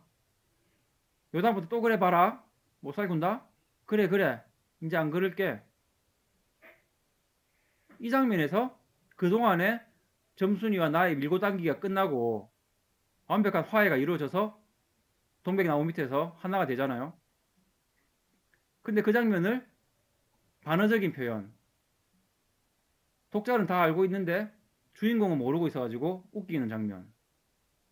그리고 그것이 웃길 수 있는 이유는 전지적 작가가 아니고 1인칭 주인공으로 시점을 좁혔기 때문에 발생한다. 그 다음에 그 표현에 방언이나 속어, 뭐 너희 아버지 고자지 뭐 이거 배대병신이지 이런 것도 다 집어넣어가지고 실감나게. 왜냐면 그래야 주인공이 정말 순진한 시골뜨기구나 이렇게 알 수 있기 때문에 개연성 있게. 그 다음에 소설의 구성을 발단, 전개, 위기 결정이 아니고 도입부에 먼저 아주 센 갈등을 때려놓고 왜 그랬는지를 차근차근 밝힘으로써 독자의 궁금증을 유발하고 그 과거를 내가 지금에 와서 왜 그런가 하나하나 추리하는 엉터리 추리를 자꾸 나가 함으로써 독자에게 웃음을 주고 그게 패턴으로 반복되는 작품이다.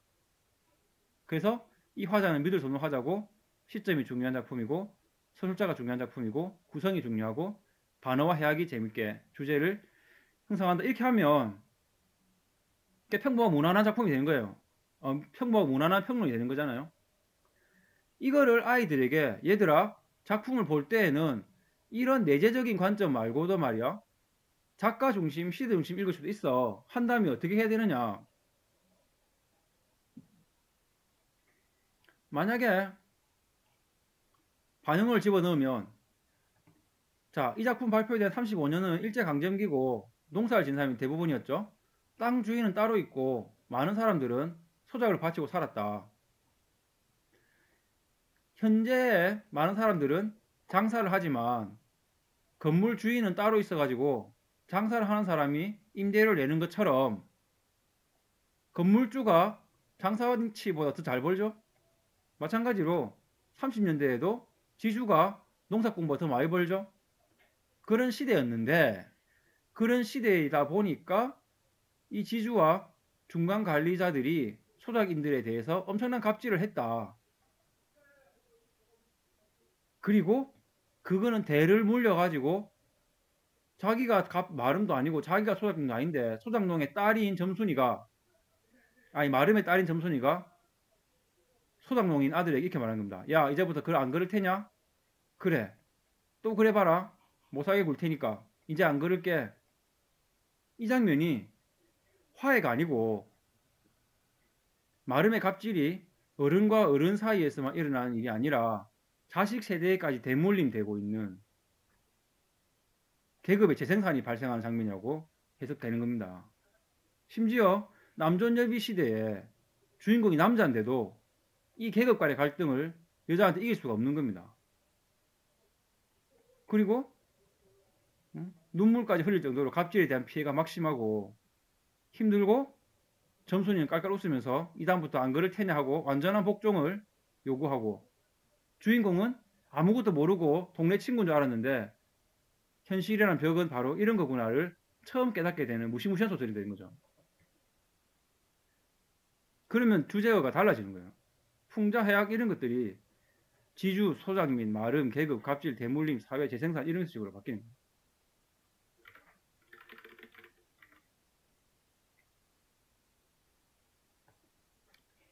작가 중심으로 보면 어떻게 됩니까? 작가 중심으로 보면 김유정이 이런 사람이죠. 33년에 서울 올라와가지고 4년 만에 죽었어요. 그 4년 동안 작품을 30개나 썼는데 대부분 내용이 강원도에서 사는 민중들 이야기입니다. 금 따는 콩밭, 만무방, 봄봄, 동백꽃 전부 농촌에 애정을 듬뿍 드러낸 작품 아닙니까? 근데 김유정은 또 그거를 김정한처럼 리얼리즘을 안 드러내고 항상 웃김으로 승화한다면 그거는 뭐냐? 민중을 미화하지도 않지만 민중을 바보로 보지도 않는다. 그리고 민중이 완벽하지도 않죠. 온갖 약점이 다 있지만 또 그 민중이 힘을 가지고 있음을 아낌없이 애정으로 드러내는 겁니다. 본봄에도 보면 사실 장인은 나쁜 놈이고 주인공은 불쌍하지만 다 각자 스토리가 있는 거예요. 알고 보면. 그러니까 그런 것들은 바로 김유정 같이 시골 출신 작가에게들만 발견되는 한국 문학의 소중한 자산이 되는 거예요. 우리나라에 이런 정서가 있었다. 옛날에. 우리가 청소년 소설 이렇게 말하면 청소년 소설 요즘은 좀 달라졌는데 초창기에는 청소년의 일부 자극적인 부분만 드러내가지고 그걸 소설화하는 그런 게 많았어요. 그렇다고 청소년에 대한 뭐 무비판적인 믿음을 주는 것도 말이 안 되죠. 학생이니까 아직 어리고 순수하다고 무작정 칭찬만 하거나 학생은 아직 어려서 무조건 철이 없다고 교훈만 주거나 애들이 너무 약삭 빠르고 옛날 같지 않아 비판만 하는 것도 아니고 학생이 가지고 있는 장점과 단점을 있는 그대로 보여줄 때 비로소 청소년 소설이 완성이 되는다면 김유정은 바로 농촌 소설의 완성을 보여주고 있다 이렇게 볼 수 있는 거죠. 그럼 이 장면은 어떻게 됩니까? 나는 아까 똑같은 장면이에요. 똑같은 장면.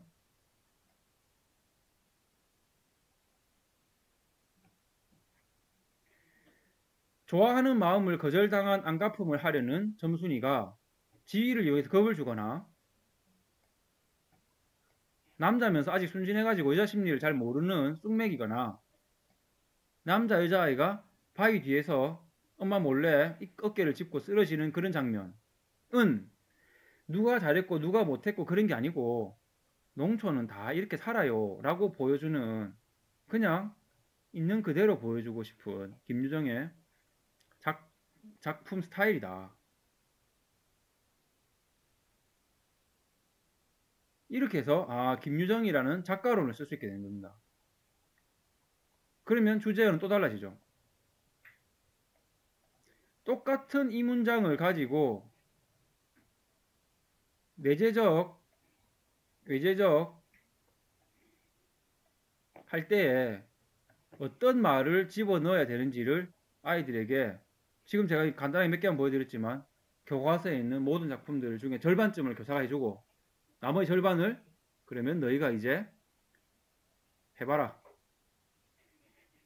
이렇게 이제 해야 아이들이 문학 작품이 시든 소설이든 감상해서 깊이 있는 이해를 스스로 할 수 있게 된다. 이런 사람이 있습니다. 정의성 노래도 있는데 너를 부르마. 이 너는 누구냐면 자유입니다. 자유.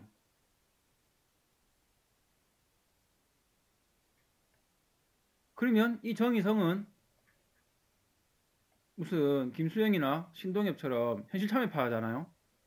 그 정의성이라는 사람이 1978년 이런 시를 써가지고 자유를 갈망하는 시를 썼는데 2001년도 이런 시를 썼습니다.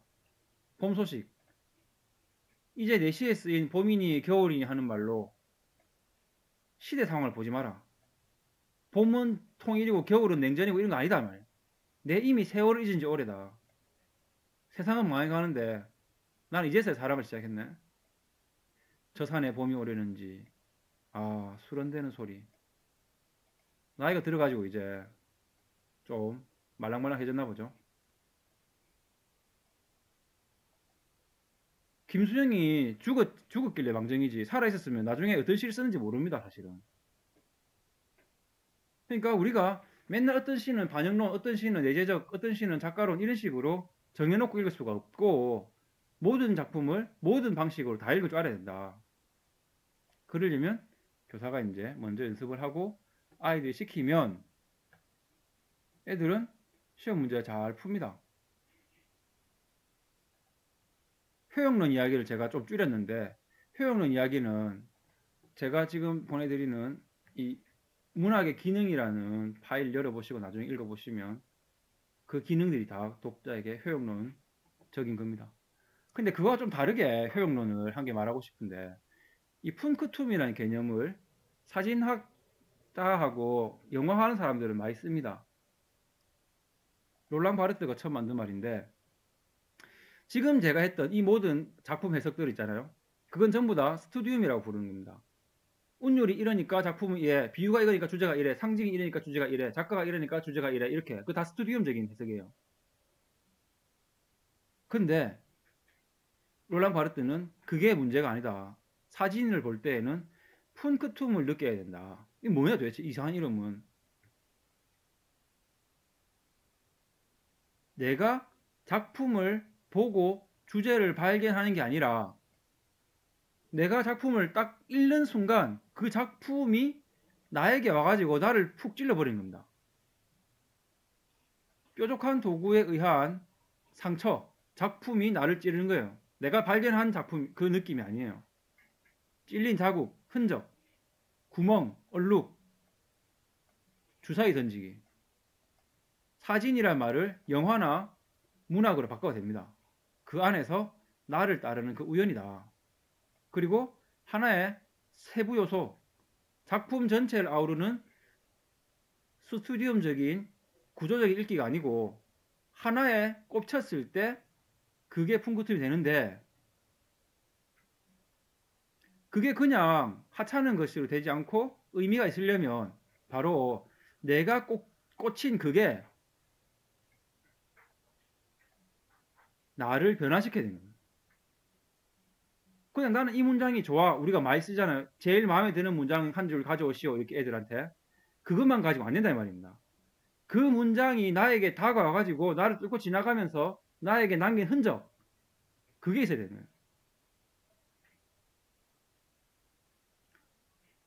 정성이라는 영화평론가가 맨날 이렇게 말합니다. 영화에 대해서 어떤 견해를 말하는 것은 어차피 다 주관적인 겁니다. 그러니까 영화평론을 길게 쓴다고 해서 하나만한 말들이 하나만한 말. 근데 이 정성일 씨가 궁금한 것은 뭐냐? 당신은 그 영화에서 어떤 푼크툼을 받았냐? 이게 궁금하지. 당신이 말하는 그 영화 속에서 무슨 철학자 락강이 드러나고 누구 바르트가 드러나고 누구 들레즈가 드러나고 아무 의미가 없다. 내가 볼 때에는. 당신이 좋다는 그 쇼트 대사 표정 장면으로부터 액션으로부터 아니면 시로 따지면 운율로부터 비유로부터 상징으로부터 소설 따지면 구정으로부터 구조로부터 갈등으로부터 인물로부터 배경으로부터 어떤 상처를 받지 않았을 때 뭔가를 깨달았어요 하는 효용론은 다 거짓말이다. 아니면 억지로 지어낸 독후감 쓰기를 불과하다. 이런 이야기입니다. 근데 웃긴 게 이 사람도 이렇게 말했어요. 옛날에 엘리펀트라는 영화가 있었는데 엄청 유명한 영화인데 콜럼바인 고등학교에서 총기 난사 사건이 처음이라서 1999년에 세기말적인 사건이었죠. 고등학생 애들이 총 들고 가지고 애들 다 쏴 죽이고 자살했습니다. 그거를 사람들은 애들이 하도 총 쏘는 비디오 게임 너무 많이 해가지고 그래 됐다 이렇게 막 비판을 했죠. 사실은 그 총기 자유화 때문에 생긴 일 아니겠습니까? 근데 그거를 구스 반 산트라는 유명한 영화 감독이 엘리펀트라는 작품으로 찍었어요. 근데 그걸 보고 정성일은 자신의 푼것은 뭐였냐? 화면의 비율이었다. 영화는 보통 2.5대 1의 가로 길거든요. 왜 이 영화는 이렇게 4대3 비율을 찍었냐면 4대3 비율로. 영화는 보통 16대 9로 찍거든요.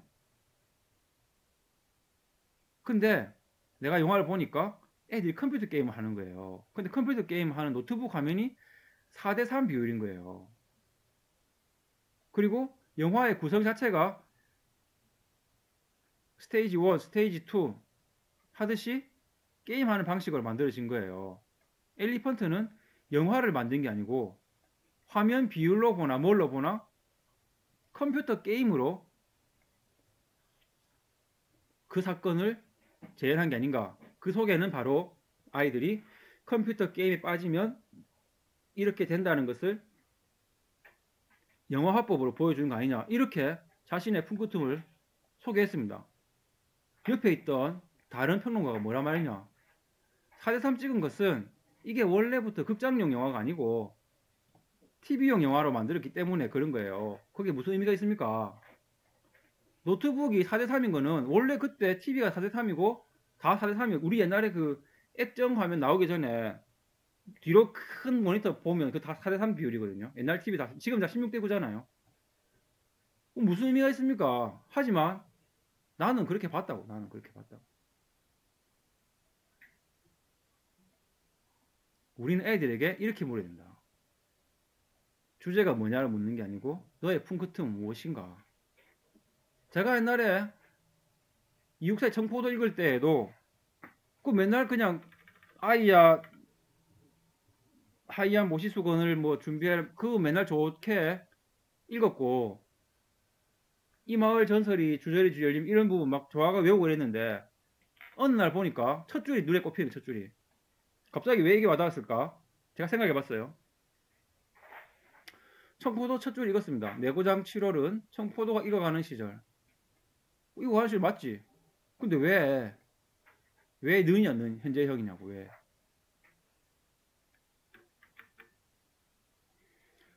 현재형은 현재 시제를 표현하기도 하지만 지구는 태양을 돈다처럼 절대적인 진리를 표현하기도 하죠. 이육사가 광복을 바라보는 시점이 혹시 광복은 어차피 절대적인 진리다 라고 생각하고 이 줄을 쓴 게 아니었을까? 봄이 오면 꽃이 피죠. 7월 되면 청포도 익죠. 근데 어떤 때는 뭐 가뭄이 들어가지고 좀 빨리 피거나 어떤 때는 장마가 져가지고 좀 많이 썩거나 시기가 차이가 있지만 어쨌든 8월 되면 청포도는 익어갈 수밖에 없는 거다. 광복이라는 것이 좀 빨리 올 수도 있고 늦게 올 수도 있지만 광복이 온다는 그 자체는 어차피 변함이 없는 거다. 그래서 첫 줄을 이렇게 쓴 게 아닐까? 라고 생각을 해봤습니다.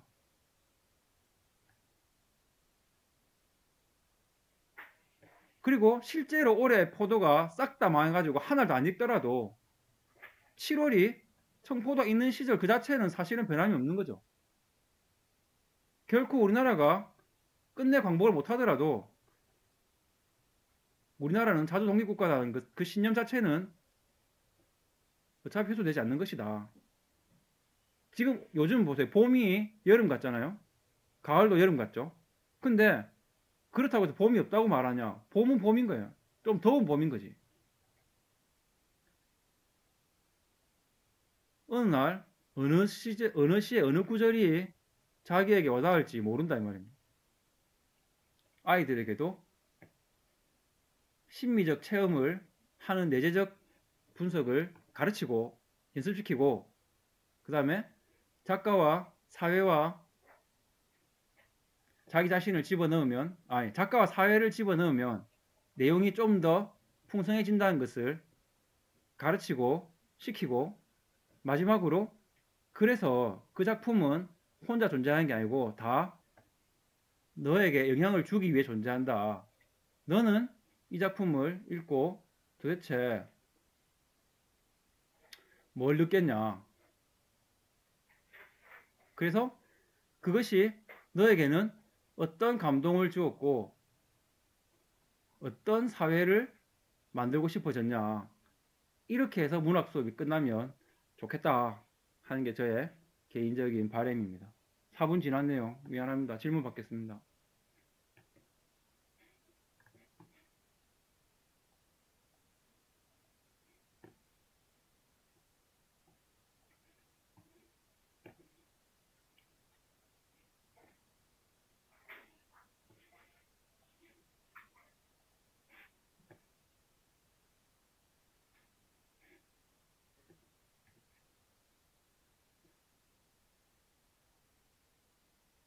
지금 아무도 말 안 하고 있는 거 맞죠? 내 스피커 이상해서 믿을 수가 없는데.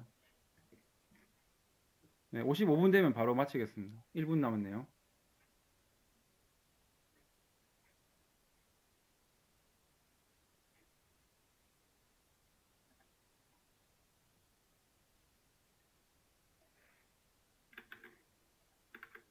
오늘 오늘 파일은 제가 채팅창에 있는 구글 드라이브에 다시 한 번 더 올려놓겠습니다. 필요하면 다운받아 가시고요.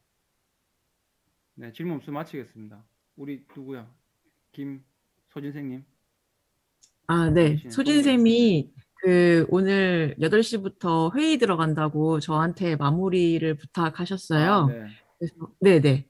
그래서 제가